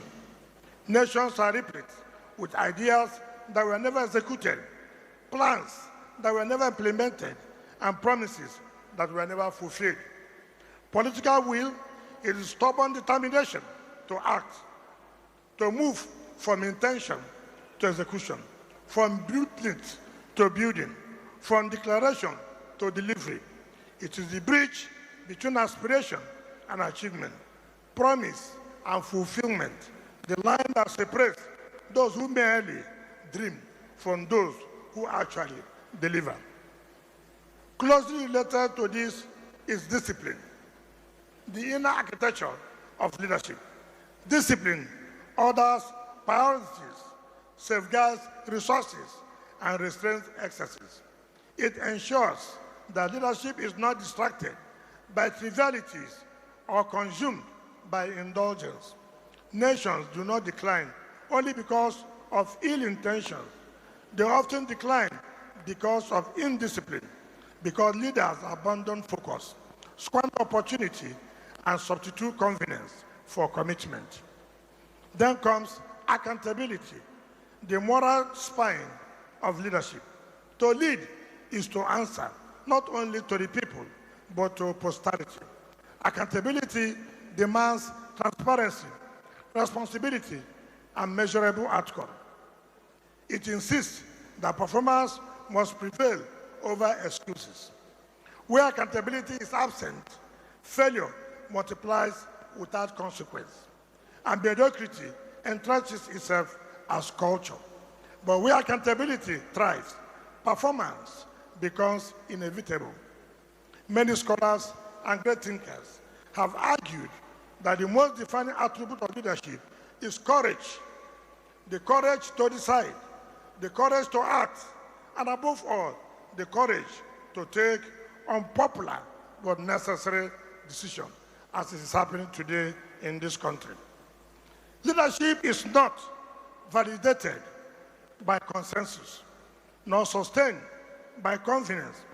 There are moments when the path of progress will collide with entrenched interests, when necessary reforms will provoke resistance, and when the right course of action will be the least popular. It is in such moments that leadership is either affirmed or exposed. Indeed, scholars and practitioners of power alike have long identified the essential attributes of effective leadership to include courage, credibility, integrity, selflessness, initiative, vision, fairness, empathy, discipline, and a strong commitment to service.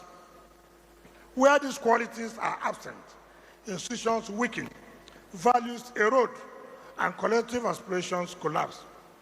But beyond all these elements lies a deeper, more enduring truth. Leadership is service.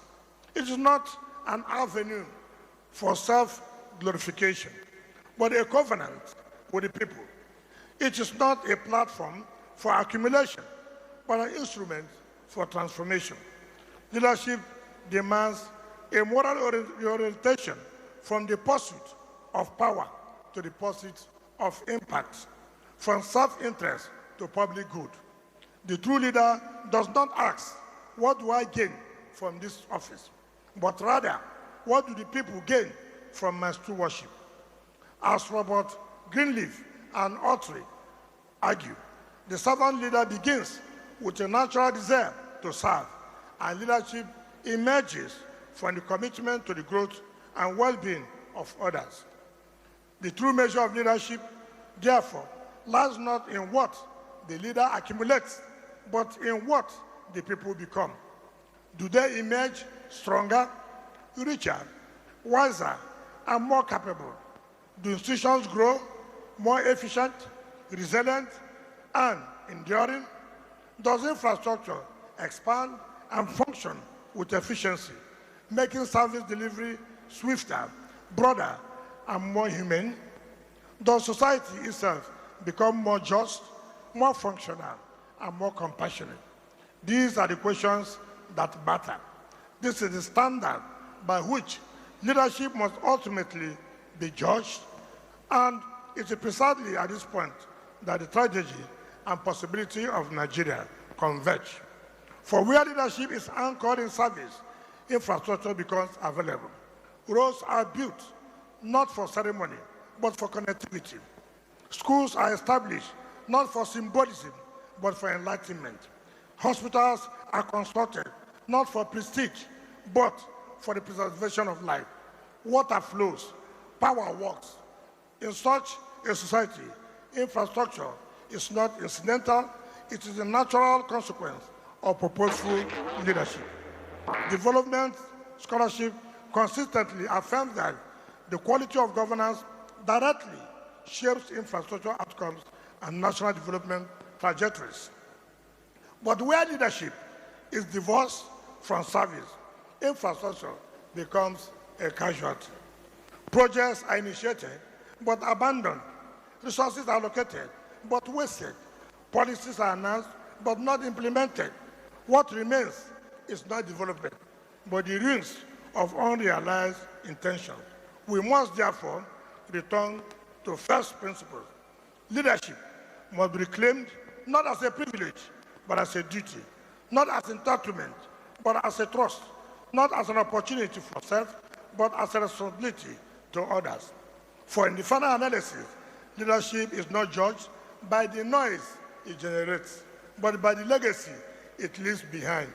And that legacy is written not in speeches, but in structures, not in declarations, but in development, not in intention, but in infrastructure. If Nigeria must rise, and it must, then leadership must be redefined, reimagined, and recommitted to its highest calling. Only then can we build not merely systems that function, but a nation that truly works. Infrastructure as a test of leadership. Let me emphasize here that infrastructure is not merely about roads and bridges. It's about connecting destinies, unlocking human potential, and laying the physical and digital foundation upon which national transformation becomes possible. If leadership is the engine of progress, then infrastructure is its most visible and verifiable expression, the point at which promises are tested against performance, and vision is translated into lived reality. It is through infrastructure that governance moves from abstraction to impact, shaping how people move, how they learn, how they work, how they live, and ultimately how they flourish. A nation's development cannot materialize in the absence of robust infrastructure.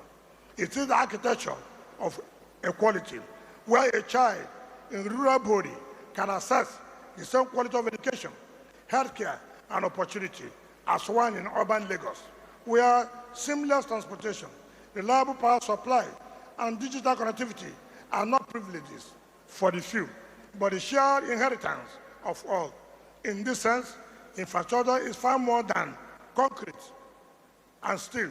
It is dignity made visible, inclusion made practical, productivity made possible, and hope tangible. No serious nation develops without deliberate, sustained investment in infrastructure. Roads are not just pathways.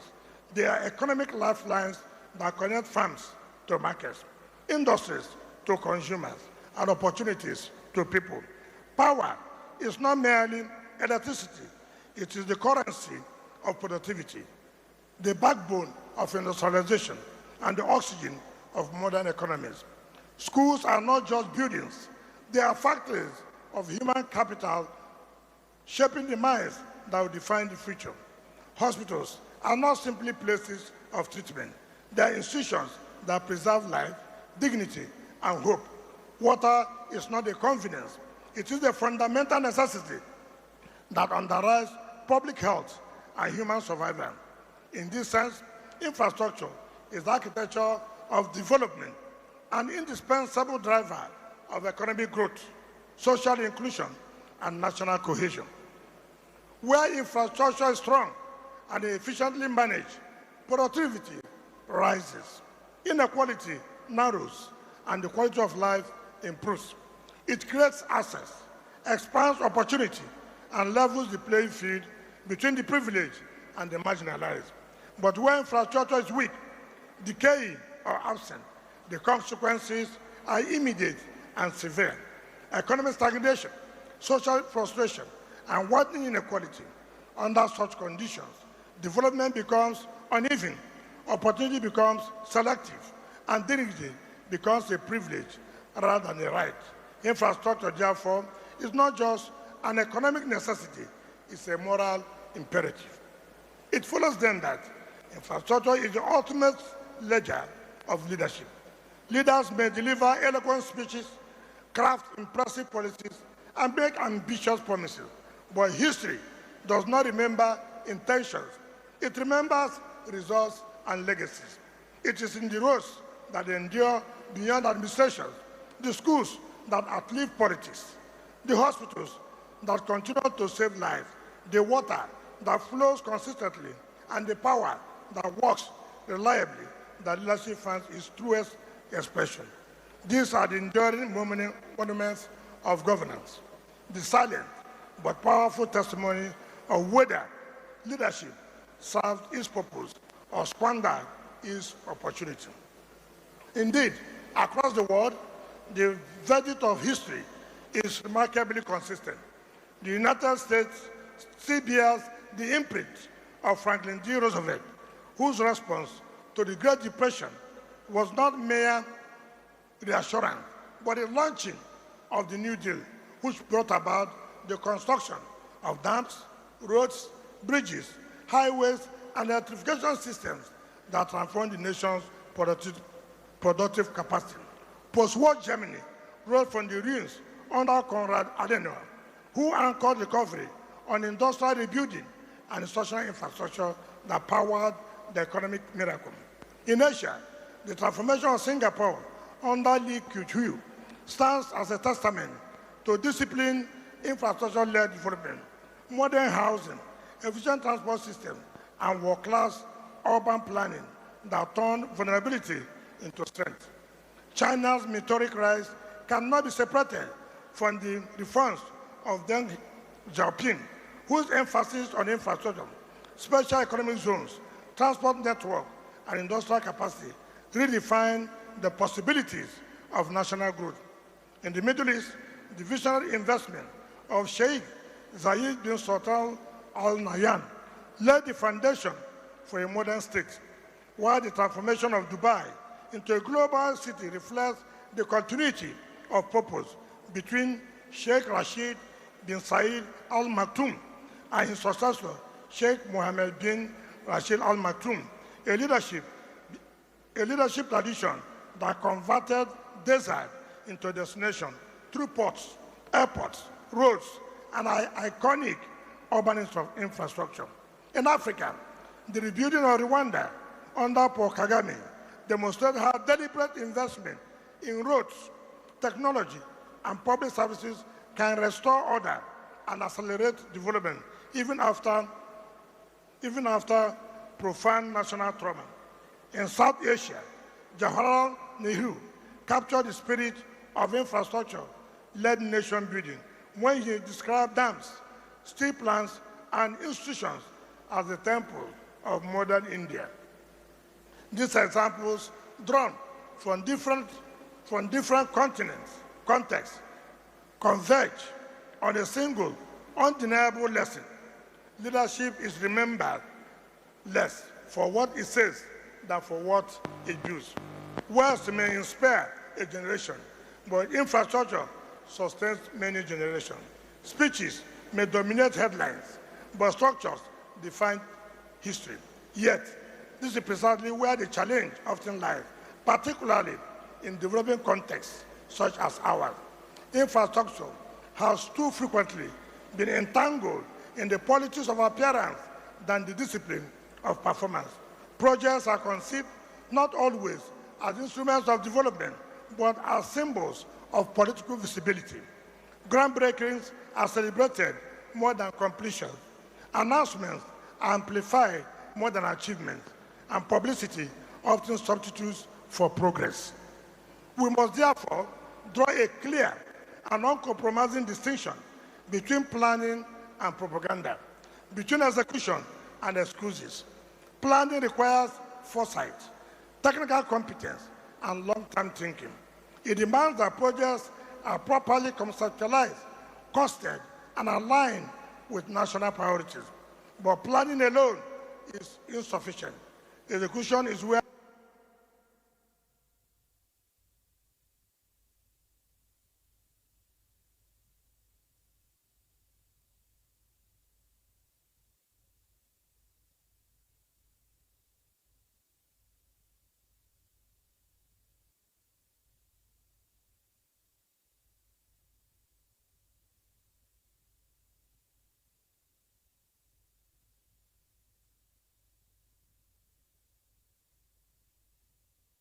but not completed.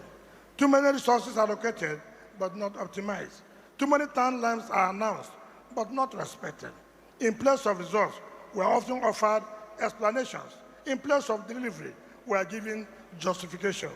This culture of excuses undermines public trust, erodes confidence in institutions, and ultimately stalls development. True leadership does not hide behind constraints. It confronts them. It does not rationalize failure. It corrects it. It does not celebrate effort. It delivers outcomes. In the final analysis, citizens do not live in politics. They live in infrastructure. They do not experience governance through speeches.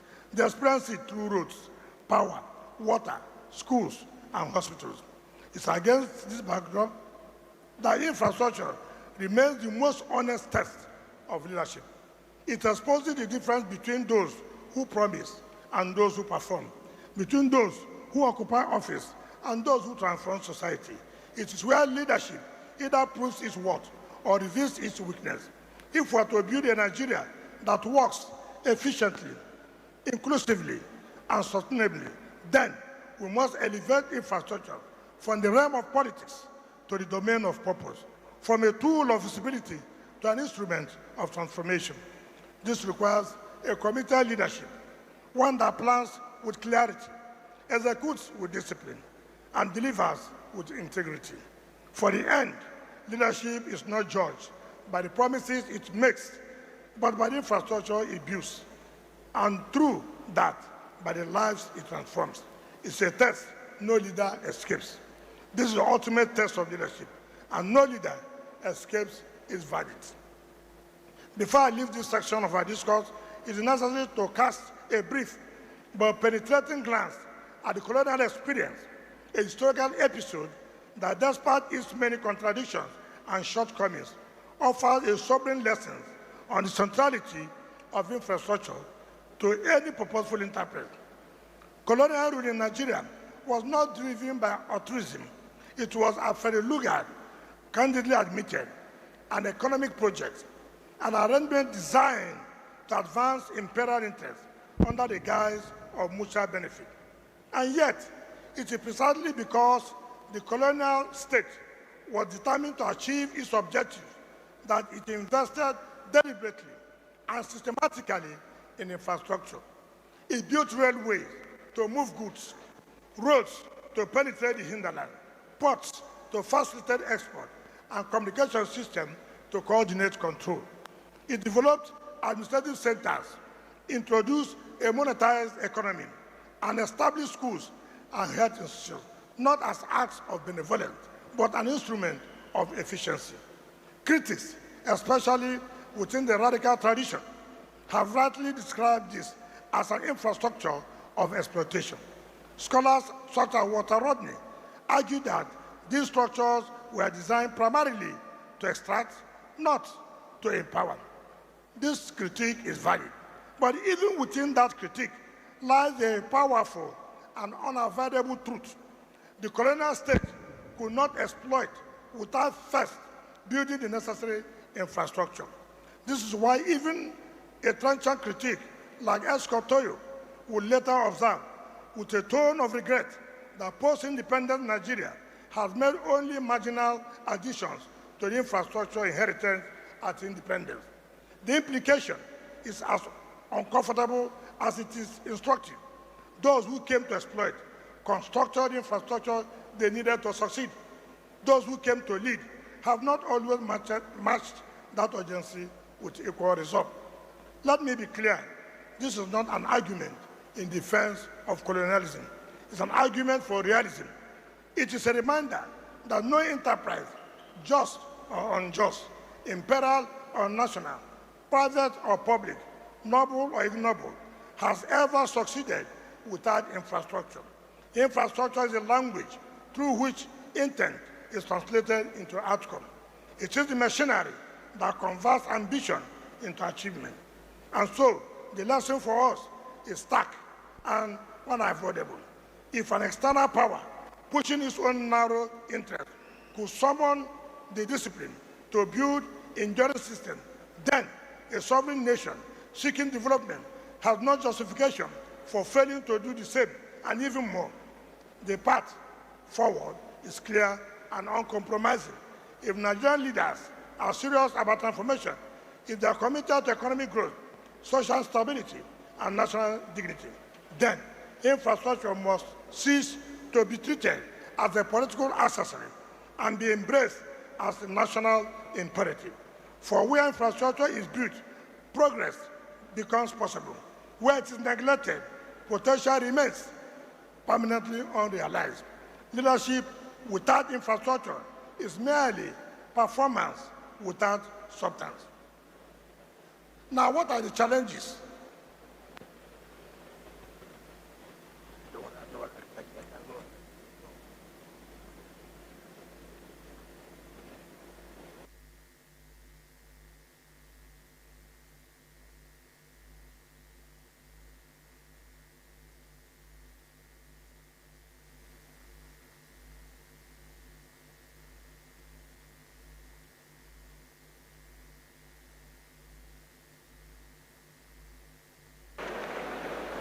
I'm now well relaxed.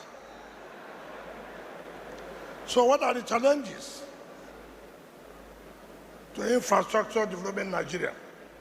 Having established that infrastructure is the most visible and verifiable expression of leadership, we must now turn deliberately and without illusion to the forces that persistently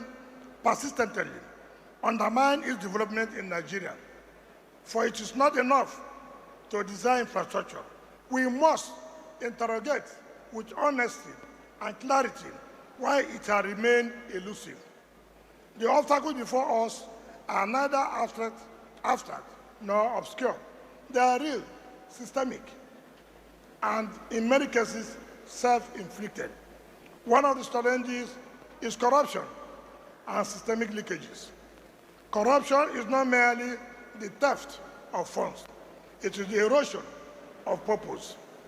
It diverts resources from public goods to private gain, inflates project costs beyond reason, compromises standards, and leaves behind a landscape of abandoned or poorly executed projects. Roads are budgeted but not completed. Power projects are financed but not delivered. Contracts are awarded but not fulfilled. What should have been instruments of progress become monuments of waste.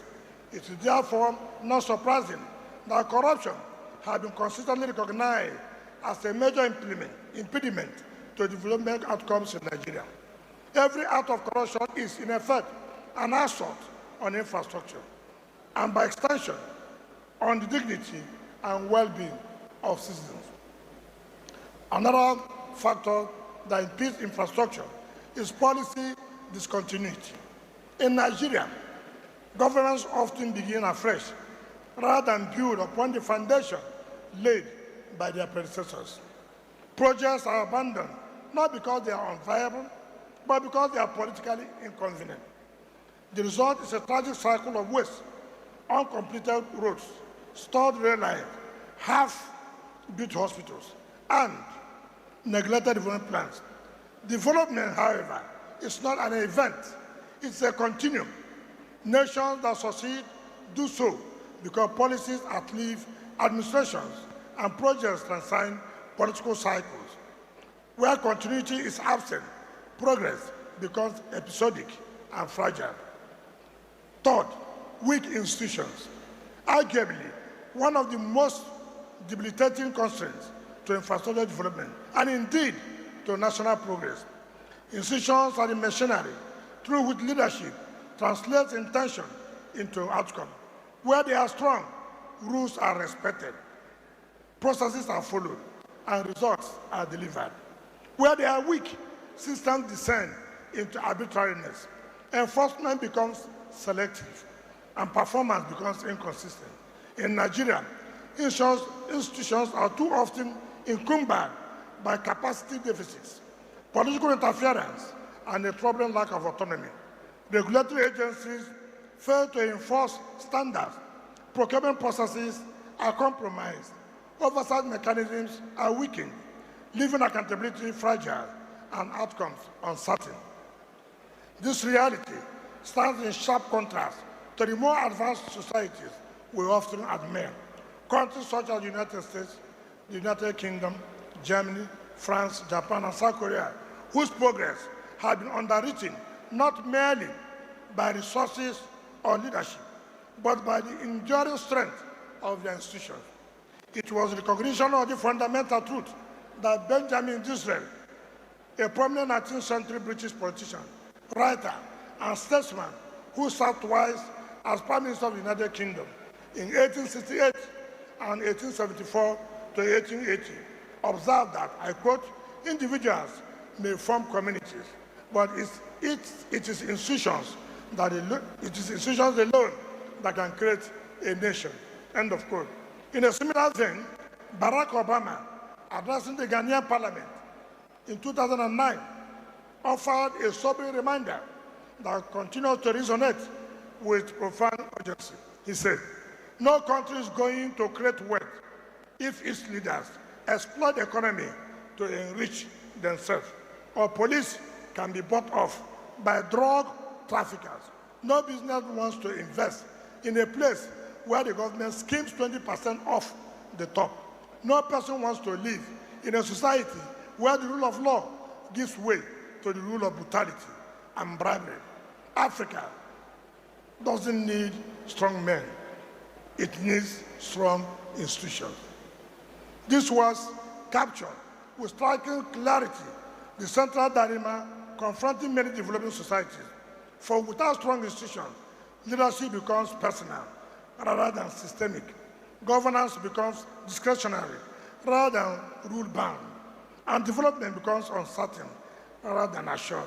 Conversely, the establishment of resilient institutions fosters a political culture anchored on justice, equity, inclusion, transparency, and accountability. It creates an environment where both leaders and citizens are guided not by impulse or confidence, but by enduring rules and shared values. As development scholars have argued, the prosperity of the nation is deeply rooted in the strength of the institutions. Without institutional integrity, even the most visionary policies are reduced to mere declarations, well articulated, but ultimately unrealized.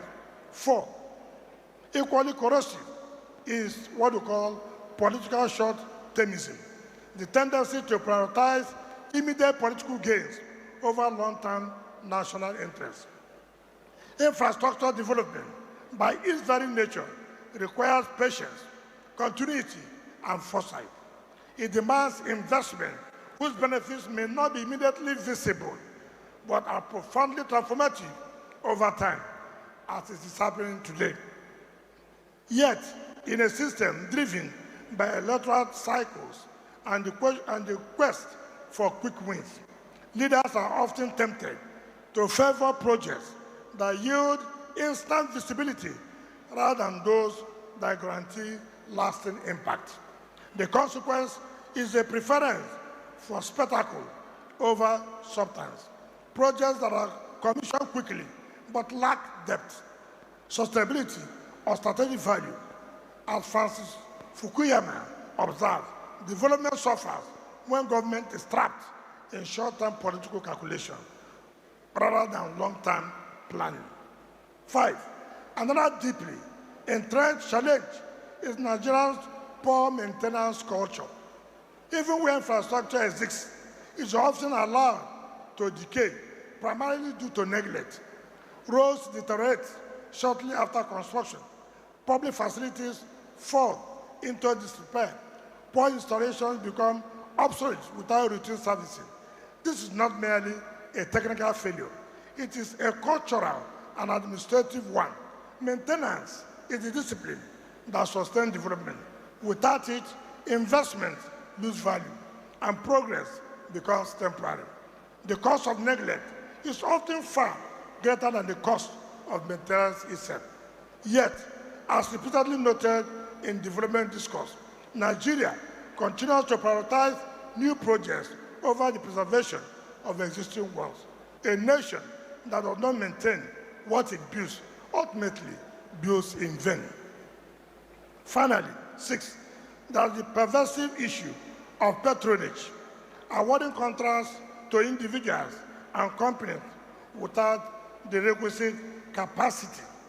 When competence is sacrificed on the altar of connection, infrastructure inevitably suffers. Contracts are given not to the most capable, but to the most connected, not to those who can deliver, but to those who can influence. The outcome is predictable, substandard work, delays, cost overruns, and in some cases, total project failure. Infrastructure development is a technical enterprise that demands expertise, experience, and efficiency. Where merit is sidelined, mediocrity becomes institutionalized. As scholars of governance have observed, patronage systems undermine efficiency and weaken public sector performance.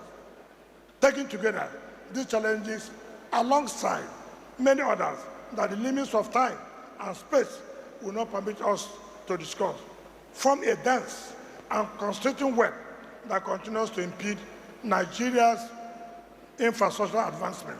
They are not isolated deficiencies, but deeply interconnected failures of systems of values, and ultimately of leadership itself. Until these challenges are confronted with honesty and addressed with resolve and discipline, the aspiration for a fully developed Nigeria, anchored on functional and reliable infrastructure, will remain little more than a mirage. Now, having attained all this, let us pin it down. First of all, infrastructure renewal in contemporary Nigeria. Leadership and development under President Bola Ahmed Tinubu. We've talked theory. Let's talk now and pin it down. Don't be biased. You may not like what I will say. You don't need to like it. But the truth must be true. We have said, talking about infrastructure, you need to be patient. You need to have courage to take decisions that may be difficult, but at the end of the day, is beneficial. It's not something you want, oh, I want this to be done today. Yes, hurriedly done, but at the end of the day, no benefit. So, no matter your biases, just be calm. But reflect, having heard what leadership is all about, how you cannot have true leadership without infrastructure. What are the constraints why we don't have infrastructure to lead to development? And what are the problems of leadership as far as this country is concerned?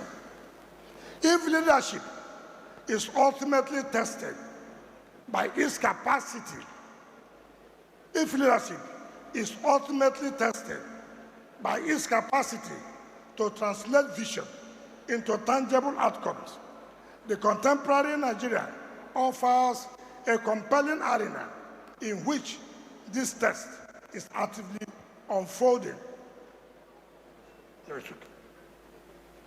Under the administration of President Bola Ahmed Tinubu, there has been made a renewed and deliberate emphasis on infrastructure as a central driver of national development.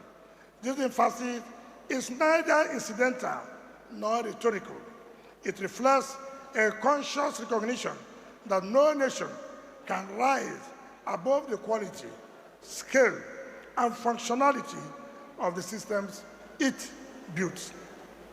To maintain an analytical balance and situate our assessment within its proper historical context, it is important to acknowledge that not all the projects currently underway originated with the Tinubu administration.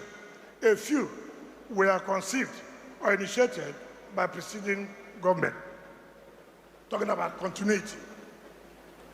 Talking about continuity.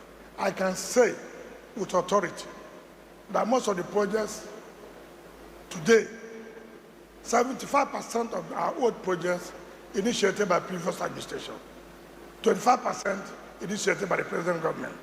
In fact, the directive of Mr. President to us in FCT, you must continue with abandoned projects before you go into new projects. Today, we have invited Nigerians to come and witness the revolution in infrastructure building, where we are taking 31 days, not 3.5 days, 31 days to see what we are talking about, infrastructure revolution. These projects, 80% were awarded 2010, 2015, 2016, 2014, 2017, 2018, down to 2020, even at the eve of leaving office, projects were awarded. And it was the director, Mr. President, Minister, we can't allow you and your Minister of State to award new projects without at least showing concern that abandoned projects must be completed. I'm happy to say that it is our culture, not because Mr. A was in charge when these projects were awarded. Therefore, it is no longer convenient. No. Projects awarded after government is a continuum. Government comes, government go.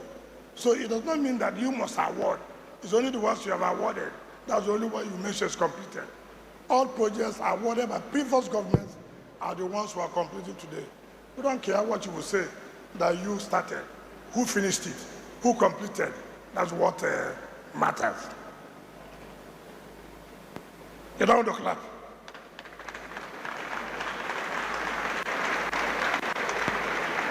Whether you clap, you don't clap, when you come to Abuja, you will miss your road.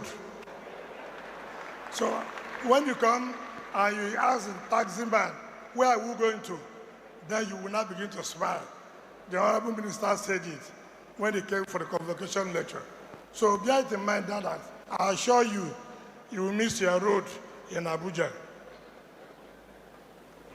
Now, under President Bola Ahmed Tinubu, these initiatives have been infused with renewed urgency, expanded in scope, and more importantly, resituated within a coherent and forward-looking developmental architecture. What might once have existed as fragmented or standalone efforts are now being drawn into a more integrated national vision, one that understands infrastructure not as scattered projects, but as a strategic system of interconnected investment designed to stimulate economic productivity, deepen national integration, and widen the horizons of social inclusion. At the heart of this renewed momentum is leadership disposition marked by decisiveness and a willingness to confront long-term structural constraints. On assumption of office, President Tinubu took the bold step of removing the fuel subsidy, an action long acknowledged as necessary, but repeatedly defied. While the immediate consequences have been complex and in some cases painful, the policy has expanded fiscal space for subnational governments and redirected national resources towards critical sectors, including infrastructure. It's a reminder that transformative leadership often requires the courage to choose long-term stability over short-term comfort. Previous governments have acknowledged that the cankerworm, that the cancer is in this country, and that cancer is the subsidy. You have acknowledged, you know that is a problem, yet you have no courage to take a decision. Your decision taking may be painful, but as a leader, what makes you is to have that courage, to be able to take decisions. The decisions that in the short time may be painful, but at the long run will be very helpful. Today, nobody talks, no state talks about going to banks to borrow money. Banks are now looking for states. Before, when we were in government, we go to banks, kneel down for them. Please, give me social amount of money. Start collecting social money from our IGI every month. Sometimes we'll go, the manager will follow through the back door and run away.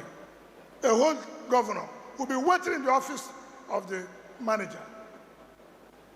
Today, because of the removal of oil subsidy, subnationals, states are now getting more funds. No state is talking about borrowing again. Have you heard any state crying of borrowing? No. No state is talking about zero allocation. No local government is talking about zero allocation. It is because of the courage of a leadership to take a decision everybody has run away from. Nobody wants to talk about it. If I talk about oil subsidy, the cabal will come after me. But the day he was sworn in office, he said, yes, I know there's a cabal. I know there are people who are benefiting. But as the president, having taken oath to serve this country, I have the courage, I have the political will to take this decision. That day, 29th of May, 2023, Mr. President said, bye-bye to oil subsidy. You don't want to clap.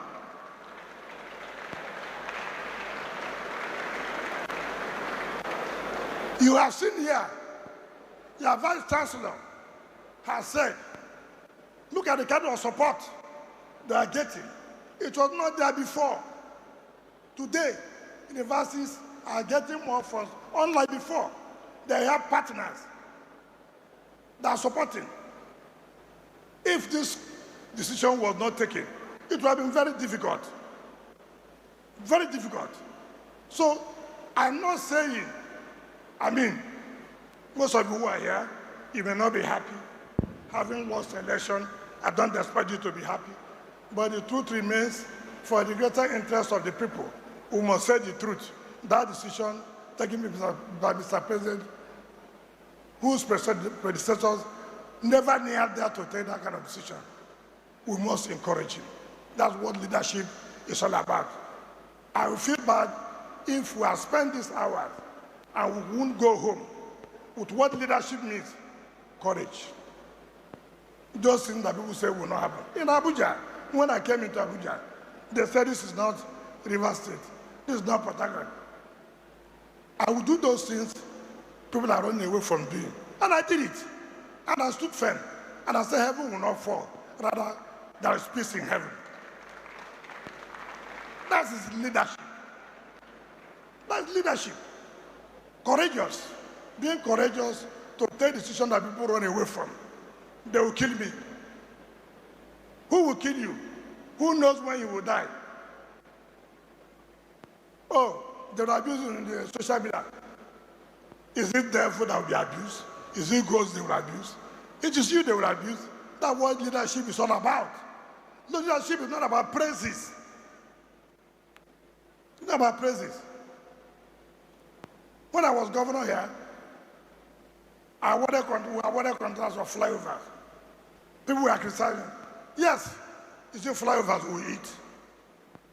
When I left office, my brother, let's tell ourselves the truth to development, infrastructure. Without infrastructure, there will be no development. Without infrastructure in this university, forget about rating this university. Look at infrastructure.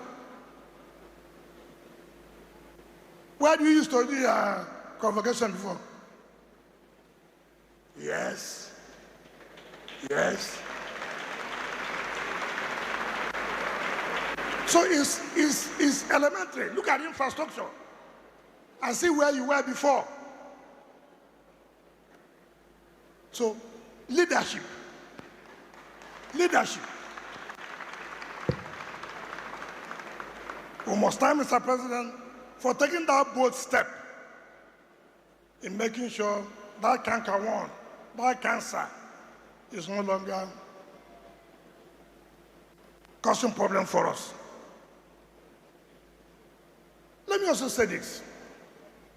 We have been talking about local government being autonomous. How states do not allow local governments to breathe. It takes leadership, courage for a president of a country where 85% of members of his party are governors of state. Governors of state have been accused of strangulating local government. But this is a president who said, listen, we can't continue this way, irrespective of the fact that, yes, some people will say, don't do it. You know, you lose a second time. Don't do it. Allow it after a second tenure. Or when you have won, you can come. He said, no, we can't continue to live that way. My Attorney General, go to court, go to Supreme Court. Let Supreme Court determine whether what is going on today is what is being envisaged in the Constitution. How many people can take that kind of decision? Knowing fully well that the governors are very strong in their states, according to you, they can make a man. He said, no way. What is second tenure? First of all, let people know in this first tenure you mean well for them. Today, I see local governments getting 1.something billion naira. During our time, as chairman of local government, sometimes we get zero allocation. Zero allocation. Why? When money comes to local government, it is being removed as sort, first charge, to pay primary school teachers. At the end of the day, no 1 naira is left for development.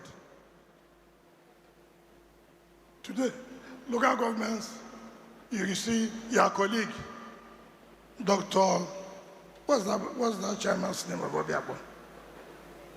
Dr. Gift Wall, see how he's smiling, moving like this, because money is made available. He can come to this institution. My colleagues, I want to do this for this university. Why not? Tinubu has made it possible. All the other government before, they are aware of this. They didn't do anything. That's what we're talking about, leadership. Leadership is not for popularity. If you want to be popular, then don't talk about leadership. People don't like those who are courageous. People don't like those who are decisive, who can take decisions. Two-thirds of people here don't like me, I'm aware. But it makes me to work hard. I'm not here for beauty contest. I'm here to tell you the simple truth, and you must hear it. Whether you want to do something with it or not, hearing you must hear.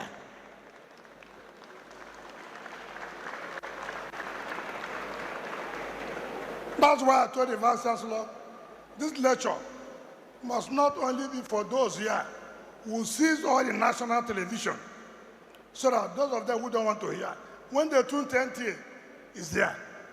They go to Channel, it's there. They go to Arise, it's there. They go to AIT, it's there. You go to ADBN, it's there. You go to the Central News, it's there. Whichever, you must. You must. You must. You must hear the truth.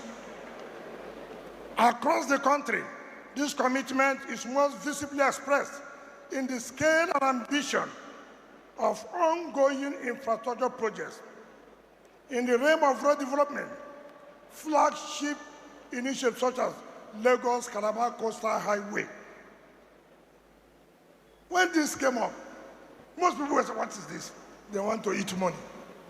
What is this? This thing cannot be materialized. It will be an abandoned project.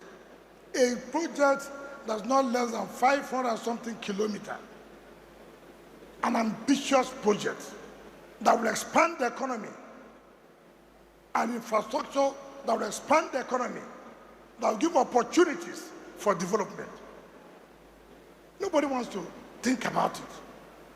The coastal road, what will be the benefit of the coastal road when it is completed? Look at the Sokoto-Badagry road.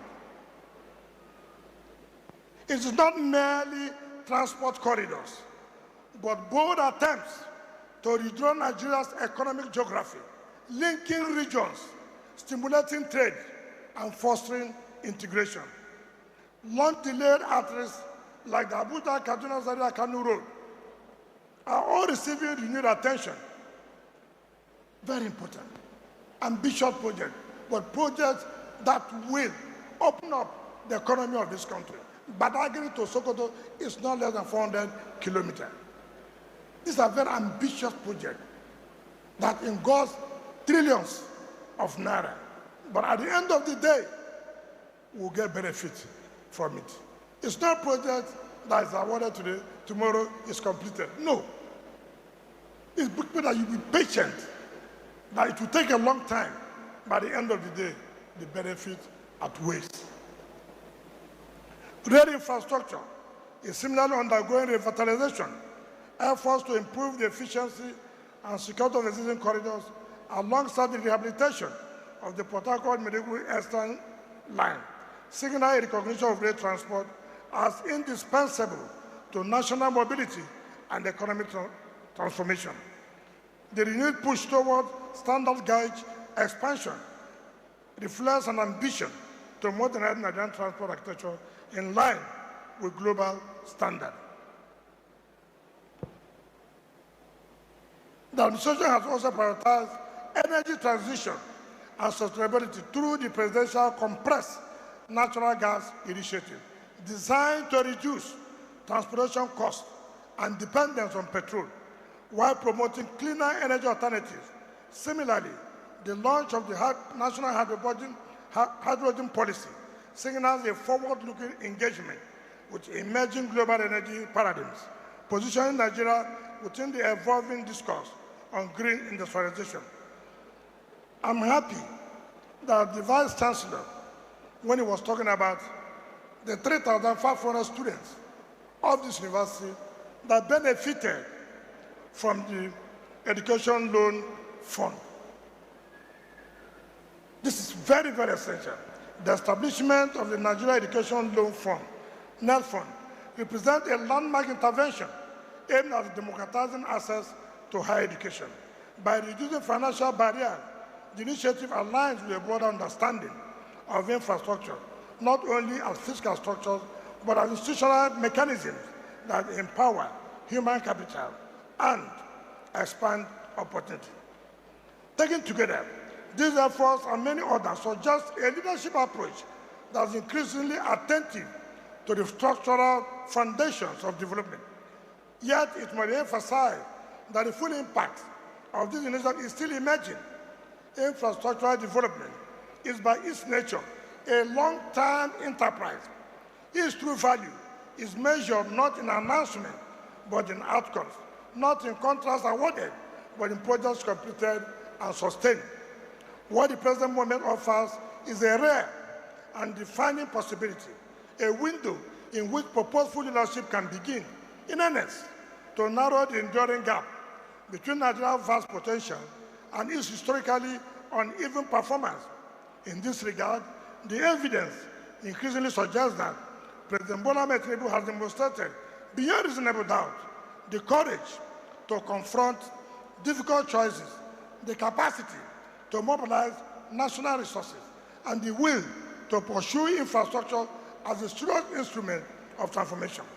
The scale, direction, and momentum of current initiatives point to a leadership that understands that development is not accidental, but constructed deliberately, patiently, and persistently. If this trajectory is to be consolidated, deepened, and translated into lasting national outcomes, it requires not interruption in leadership, but continuity, not hesitation, but sustained commitment It follows, therefore, that all who earnestly desire the progress and development of Nigeria must recognize the importance of supporting a leadership process that has shown both vision and resolve, so that the gains already made are not only preserved, but expanded, and the work of building a functional, modern, and integrated Nigeria is carried through to the future. Leadership and infrastructure in practice. Reflections on my own experience. At this stage in our discourse, it is necessary to move from the realm of theory to the domain of lived experience. For leadership, in the final analysis, is not validated by eloquence, but by evidence, not by the promise it makes, but by the transformation it delivers.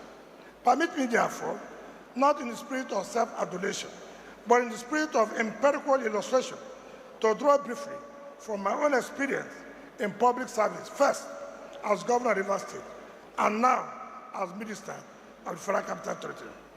Not to personalize this discourse, but to establish in concrete terms a simple, incontrovertible truth that infrastructural development in Nigeria is possible when leadership is decisive, disciplined, and determined.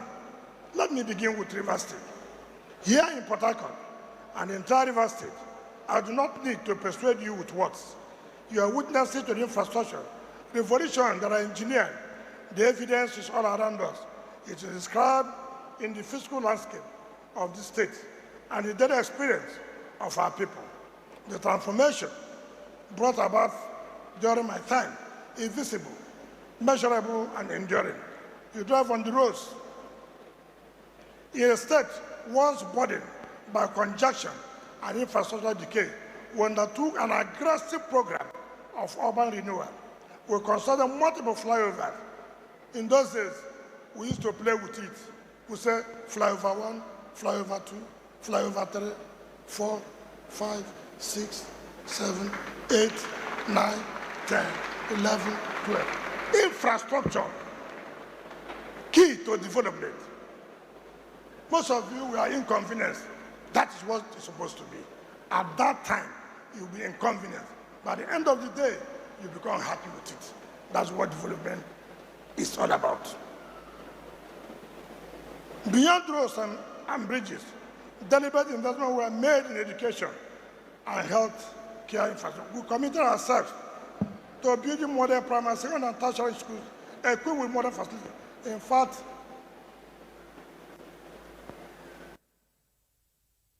University, I don't know where it still exists, in Ahuda, in the Che,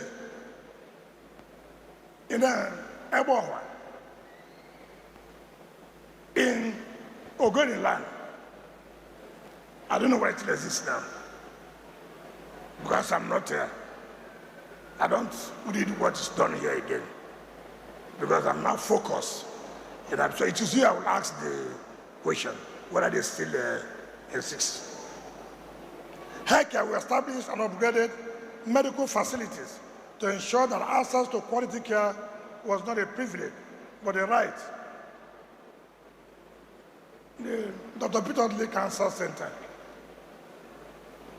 the Women and Children Hospital, make them. I don't know whether they still function now. You will tell us.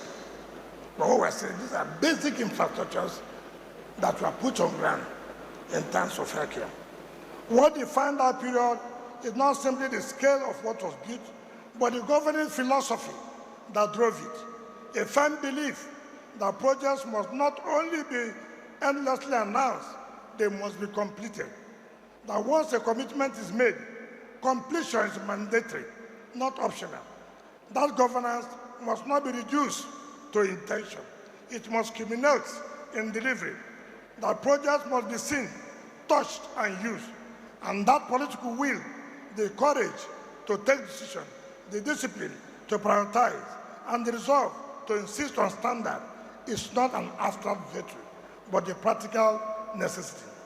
As many of you will recall, like the Deputy Vice Chancellor academic said, I came to be known as Mr. Project. Then, the Vice President, who was the Vice President of the ruling party, and me being an opposition party, he couldn't hide it because of infrastructure. He said, Mr. Project, it's not a subsequent burden not of rhetoric, but of relentless execution, and of a period when River State became a veritable destination for leaders and dignitaries from across the country, drawn by the steady cadence of projects commissioning that spoke more eloquently than words to a government committed to delivery. Today, I have the privilege of serving in the Federal Capital Territory and have approached my responsibility with the same clarity of purpose. Abuja was conceived as more than a city. It was designed as a symbol and expression of national order, discipline, and aspiration. Yet over time, it became increasingly compromised by encroachments on the master plan, the proliferation of illegal structures, and a gradual erosion of planning standards. Demanded difficult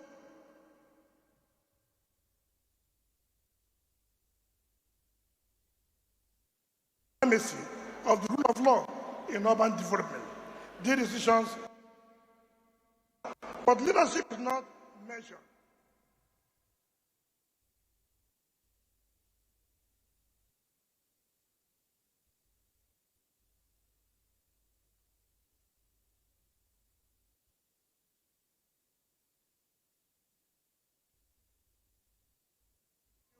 Corridors and bridges.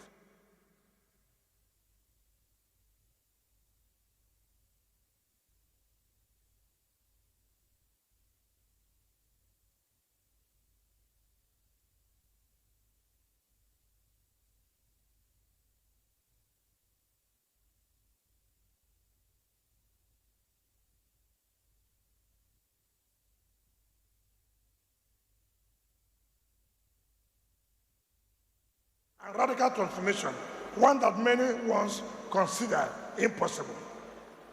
There's a growing sense that the city is undergoing a genuine infrastructural renewal marked by improved functionality, restored order, and renewed confidence in the capacity of leadership to deliver.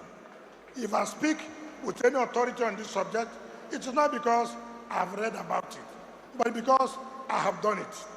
I've seen what happens when leadership refuses to be theoretical and chooses instead to be practical. When it moves from speeches to structures, from plans to projects, from intention to impact. And this is part of the message I leave with future leaders. Do not tell us what you intend to do. Show us what you have done. Do not promise transformation. Deliver it. Do not manage decline. Build progress. For in the final analysis, leadership is not judged by the noise it makes, but by the infrastructure it leaves behind, and by the lives that the infrastructure transforms. Lessons for future leaders. Having reflected on the meaning of leadership and examined its expression through infrastructure, it is fitting that we distill the enduring lessons for those who will carry the burden of leadership tomorrow. For every generation inherits not only the achievements of its predecessors, but also their unfinished tasks. The question, therefore, is not merely what has been done, but what future leaders will choose to do differently and do better. The first lesson to internalize is that leadership, above all else, requires courage. Every society is filled with decisions that must be taken, but are often avoided. Decisions delayed out of fear, postponed out of confidence, or abandoned in the face of resistance. Yet progress does not wait for comfort. It requires leaders who are willing to confront difficult realities, to make hard choices, and to act even when such actions are unpopular or misunderstood. The distance between stagnation and transformation is often measured by the courage to act. But courage alone is not enough. It must be guided by vision and more importantly, by execution. Ideas are abundant, intentions are countless, promises are easy. Yet, without execution, they remain empty. Nations are not built on plans alone, but on projects completed, systems delivered, and results sustained. Leadership must therefore move beyond the rhetoric of possibility to the discipline of performance, for it is not what is imagined that changes society, but what is implemented. At the heart of this responsibility lies a moral imperative that public interest must always override personal gain.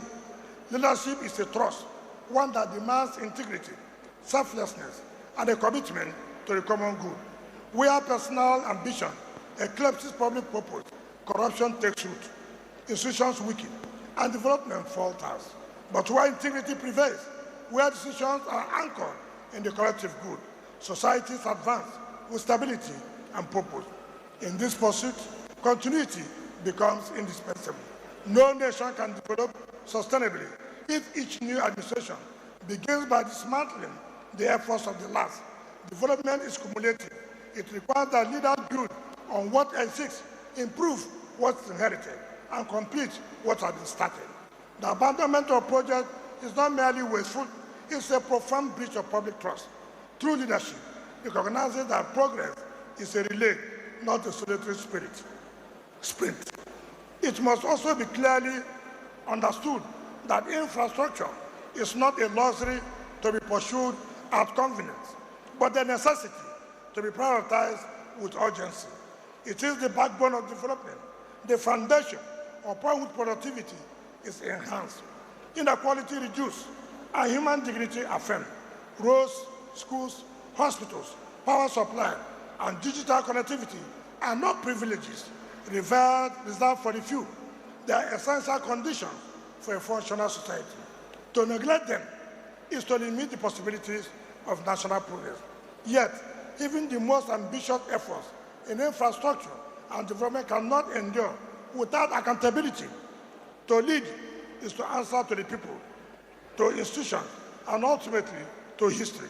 Accountability ensures that power is exercised responsibly, that resources are managed with prudence, and that outcomes are measured against clear standards.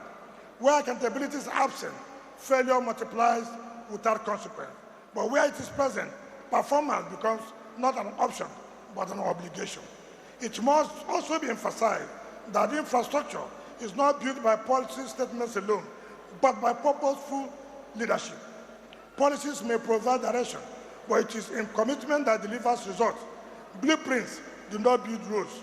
Declarations do not generate power.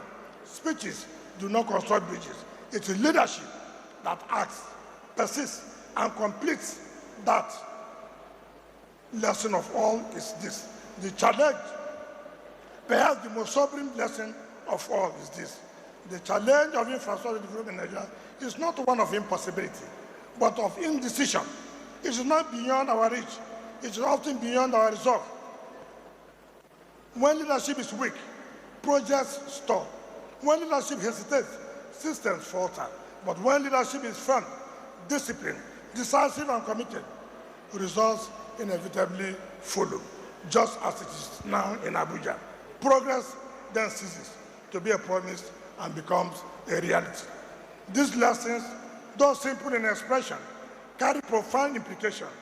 They call for a new generation of leaders, leaders who are courageous in decision-making, disciplined in execution, principled in conduct, and unwavering in their commitment to public good. The future of Nigeria will be determined not by what is said, but by what is done. And when the mantle of leadership rests upon the shoulders of future leaders, may they not merely aspire to lead, but resolve to build. In conclusion, having journeyed through the paradox of Nigeria's development experience, examined the meaning and mandate of leadership, and reflected on infrastructure as its most visible expression, we are brought inevitably back to a simple but profound truth. The destiny of any nation is shaped at the intersection of leadership and infrastructure. Where leadership is purposeful, infrastructure becomes transformative. Where leadership is weak, infrastructure becomes shambolic. What we have said, in essence, is that leadership is not an abstract idea detached from reality. It is the force that determines whether roads are built and maintained, whether power is generated and sustained, whether schools function and expand, And whether a hospital heal or merely symbolize neglect. Infrastructure, on the other hand, is leadership made visible. It is governance translated into concrete experience. In that sense, a nation does not rise by chance. It rises by design, and that design is leadership. It is therefore fitting to remind ourselves that history is rarely kind to rhetoric. It does not preserve intentions. It preserves outcomes. If it does not remember promises, it remembers performance. Long after speeches have faded and offices have been vacated, what endures are the structures that were built, the systems that were started, and the lives that were changed.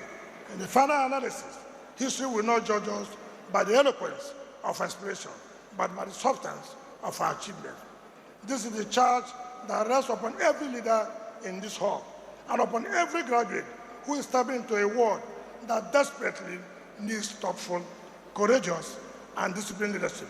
The task before you is not merely to seek position, but to understand responsibility, not merely to occupy offices, but to deliver impact, not merely to be seen, but to be remembered for what you did with the trust placed in your hands. Distinguished ladies and gentlemen, as we bring this discourse to a close, it is fitting to express my heartfelt gratitude and to extend warm congratulations to the graduating class of this great institution. This is, by every standard, a remarkable achievement and a bold step forward.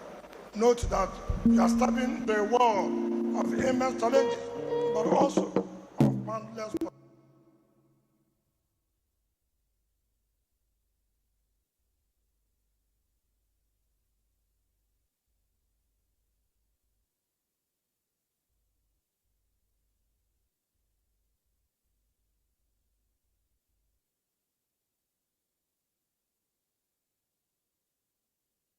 May you be builders of systems that work, institutions that endure, and societies that flourish.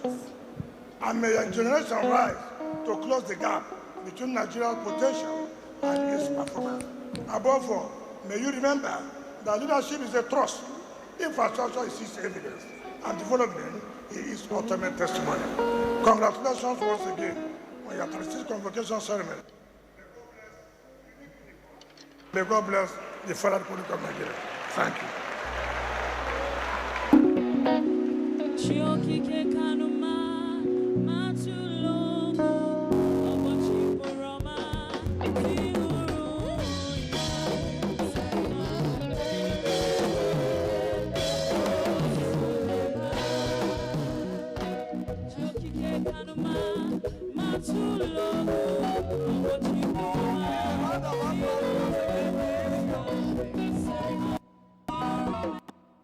The Honorable Minister of FCT, Nyesom Wike, just delivered the 36th Convocation lecture here at the University of Port Harcourt.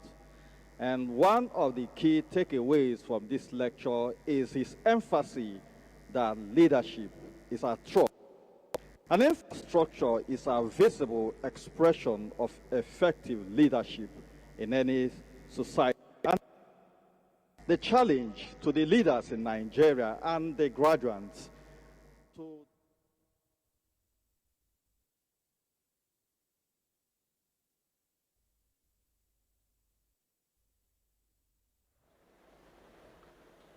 our convocation lecturer, on behalf of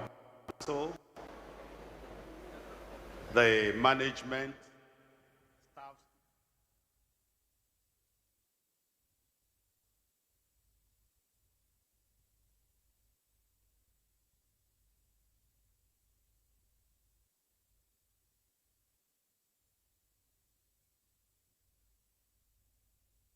really when he said in conclusion, everybody see we are waiting for the conclusion, and I know the papers will go around, but I want to assure you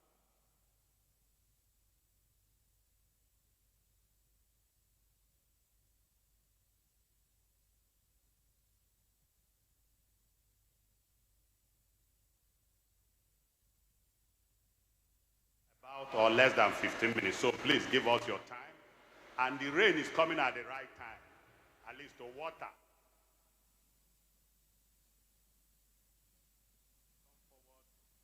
For the presentation. Give it to. This is a plaque of appreciation from the University of Port Harcourt. It reads the University of Port Harcourt 2026 Convocation Lecture Award, presented to His Excellency Nyesom Wike, CON GSS RS, Honorable Minister of FCT, for the insightful presentation of the 36th Combined Convocation Lecture titled Leadership and Infrastructure Development in Nigeria, Lessons for Future Leaders. In recognition of your outstanding contribution to leadership, governance, and national development, I, on behalf of this council, want to make this presentation to you.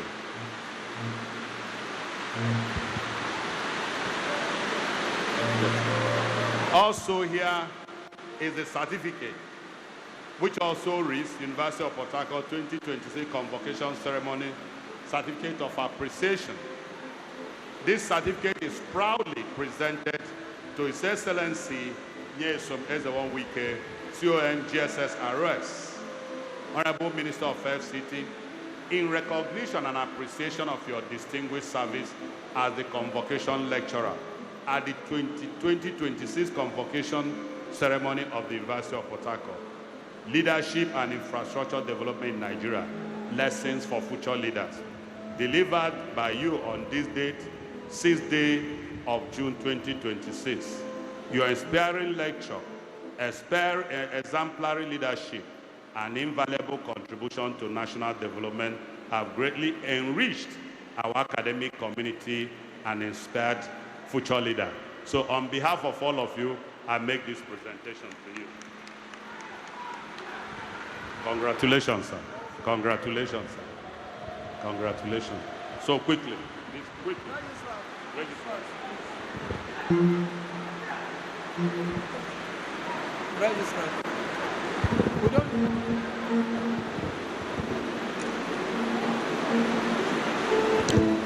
Vice Chancellor, sir, permit me to announce to this 36th Convocation ceremony that Professor Udeme O. George is the Dean of School of Graduate Studies. Yesterday, the Dean was erroneously addressed as Acting Dean. On that note, Vice Chancellor, sir, I now call upon the Dean, School of Graduate Studies, Professor Udeme O. George to present the students who have satisfied the requirements of the statutes and regulations of the university and have been found worthy, both in character and in learning, to be admitted into doctoral degree of the University of Port Harcourt. The Dean, School of Graduate Studies.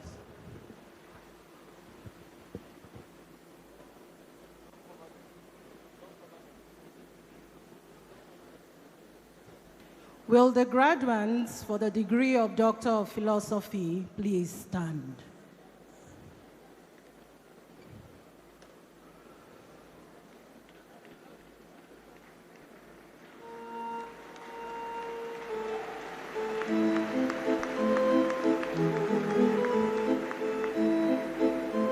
Chancellor, sir, in the name of the School of Graduate Studies and by the authority of Senate, I present the following graduates whose names appear on this list.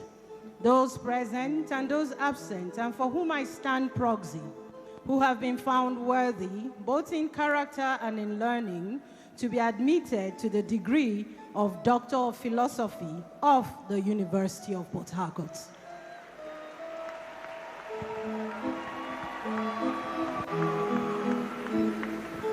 I admit you to the degree of Doctor of Philosophy of the University of Port Harcourt. Take a bow. Congratulations. We don't finish. We have finished. Vice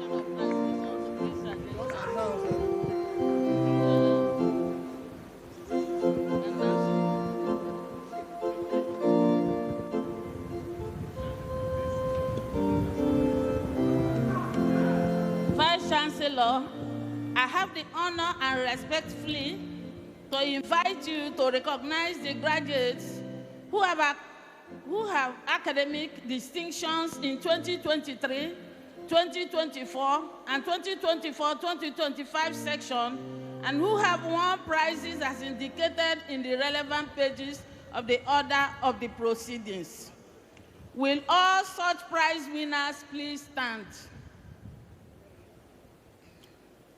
Please come and congratulate them. Okay, please. I congratulate you all on your achievements. Let me join the Vice Chancellor in congratulating you on your academic achievements. Winners, please, you will come to the academic offices for your prizes. Are you saying this agenda zone will not handle it? Are you saying this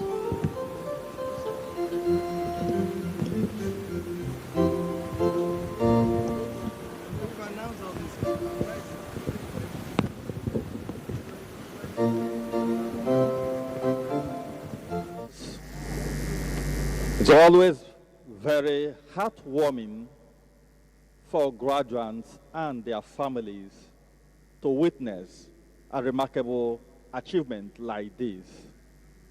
At this Convocation arena, we have thousands of these graduates accompanied by their friends, associates, and well-wishers, witnessing the conferment of a PhD degree to this recipient. One, two, three,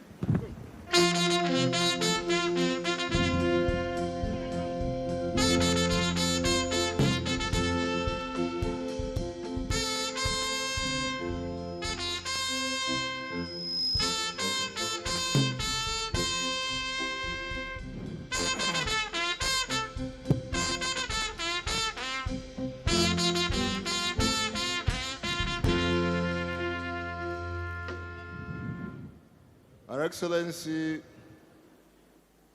the Honorable Minister of the Federal Capital and former Governor of Rivers State, Barrister Chief Nyesom, Wike, CON, and his wife, the Pro-Chancellor and Chairman of the Governing Council of University of Port Harcourt, distinguished Senator Mao Abunwa, PhD, other members of the Governing Council, the Vice Chancellor, Professor Nwari Abraham Georgewell, principal officers of the university, former Vice Chancellors, visiting Vice Chancellors, deans, directors, and HODs, distinguished members of Senate, members of Congregation, members of Convocation, distinguished members of the alumni and other stakeholders of the university, the graduates and their proud parents, members of the press, invited guests, ladies and gentlemen. I stand here to represent the Executive Secretary of the National Universities Commission, who was to represent the President, Commander-in-Chief of the Federal Republic of Nigeria, and visitor to the university. So I will read the speech and address by the visitor, the President and Commander-in-Chief of the Armed Forces of the Federal Republic of Nigeria, His Excellency President Bola Ahmed Tinubu, GCFR, on the occasion of the 36th convocation ceremony of the University of Port Harcourt, Rivers State, Nigeria, today, Saturday, 6th June 2026. I stand before this August gathering to celebrate with you the remarkable harvest of academic excellence and cultural achievements recorded by the great and unique University of Port Harcourt. It is particularly gratifying that this convocation ceremony comes shortly after the celebration of the university's Golden Jubilee last year. Having existed for 5 solid decades, the University of Port Harcourt has truly come of age and stands proudly among Nigeria's foremost institutions of higher learning. I commend the Chancellor, Pro-Chancellor, Vice-Chancellor, management, staff, and students for their invaluable contributions to the growth and development of this institution. I urge you to remain steadfast in your pursuit of excellence and your commitment to elevating this university to world-class status. Education remains the bedrock of nation building. This administration considers it a sacred responsibility to place education at the forefront of national priorities because it is the surest path to empowerment, self-reliance, and national development. Through quality education, societies are liberated.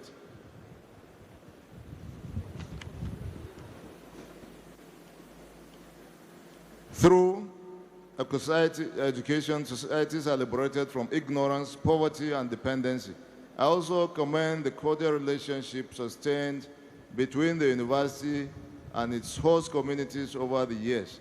The federal government deeply appreciates the people of Harcourt, Kingdom, and Alu communities for hosting this great university and its teaching hospital for over 5 decades. This administration remains fully committed to providing quality education to Nigerians within the available resources. Despite prevailing global and domestic economic challenges, we shall continue to advance the frontiers of education through deliberate reforms and targeted interventions.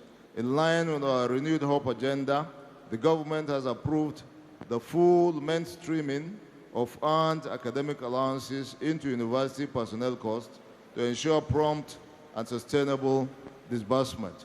Funds have also been released under the Needs Assessment Intervention for Nigerian universities with adequate budgetary provisions made for continuity.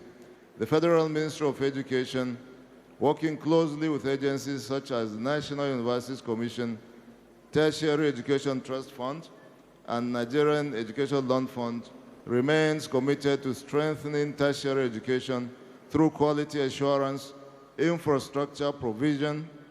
We have heard that from the convocation lecturer, a lot of it. Research support, human capacity development, and student financing initiatives.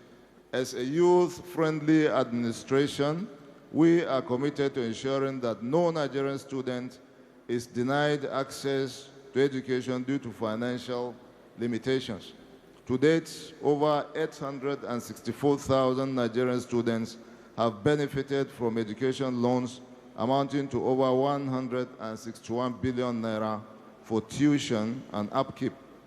Our universities must take advantage of these progressive reforms to produce patriotic, innovative, and industrious graduates who are capable of not only seeking jobs, but also creating them. Institutions should focus on programs aligned with national needs and develop areas of comparative advantage instead of overstretching limited resources. Universities are centers of knowledge, innovation, and societal advancement. They exist to promote teaching, research, and service to humanity. By the outstanding achievements of its alumni and contributions to national development, the University of Port Harcourt particularly has distinguished itself as one of Nigeria's leading universities in addressing the environmental, industrial, and economic challenges of the Niger Delta region. Over the past 5 decades, the university has established specialized research centers, manpower development initiatives, and innovative academic programs that have contributed immensely to national growth. There is a strong connection between scholarship, research, and economic productivity, and universities must continue to provide practical solutions to societal challenges through relevant curricula and research-driven innovations.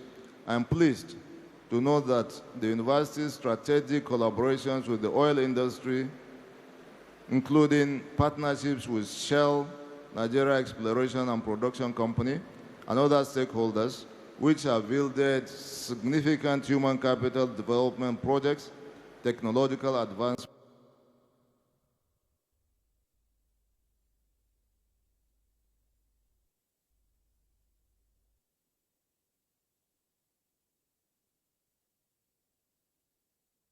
alongside the provision of modern furniture and equipment. The government remains committed to sustaining peace, industrial harmony, and security in all tertiary institutions across the country. I therefore urge students, university-based unions, staff, and stakeholders to avoid actions capable of disrupting academic stability. Issues such as cultism, kidnapping, violence, incessant strikes, and land disputes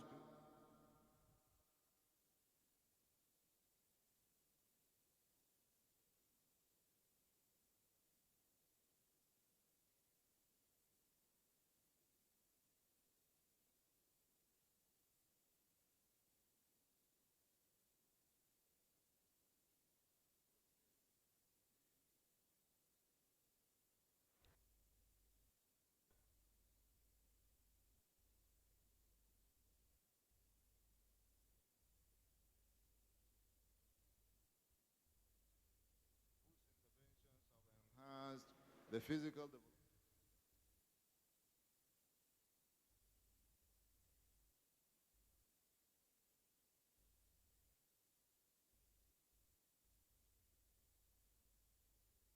Magnificent edifice by your administration, and you are pledged to build the council chamber in 1 year. I hope the VC will invite me to the commission in June next year, God willing. A clap now for the thanks. I also commend corporate organizations and donors. To the graduates, I extend my warmest congratulations. I also celebrate those who distinguish themselves academically and in character. As future leaders of our nation, you must uphold the values of integrity, excellence, peaceful coexistence, and patriotism. Your graduation marks the beginning of greater responsibilities and opportunities. I encourage you to take advantage of the numerous economic and empowerment programs introduced by this administration and strive to become employers of labor rather than depend solely on white-collar jobs. Go forth and be worthy ambassadors of the University of Port Harcourt and the Federal Republic of Nigeria. I wish you success in all your future endeavors. Finally, I commend the Governing Council and management for sustaining peace, stability, and progress within the university. Though federal in character, this institution must continue to respond meaningfully to the developmental needs of its immediate environment. The university must continue to serve as a beacon of enlightenment, innovation, mentorship, and community development. By strengthening the link between learning, the institution will continue to fulfill the vision of its founding fathers. The mandate of the university remains enlightenment, knowledge advancement, and self-reliance. This noble vision must never fail.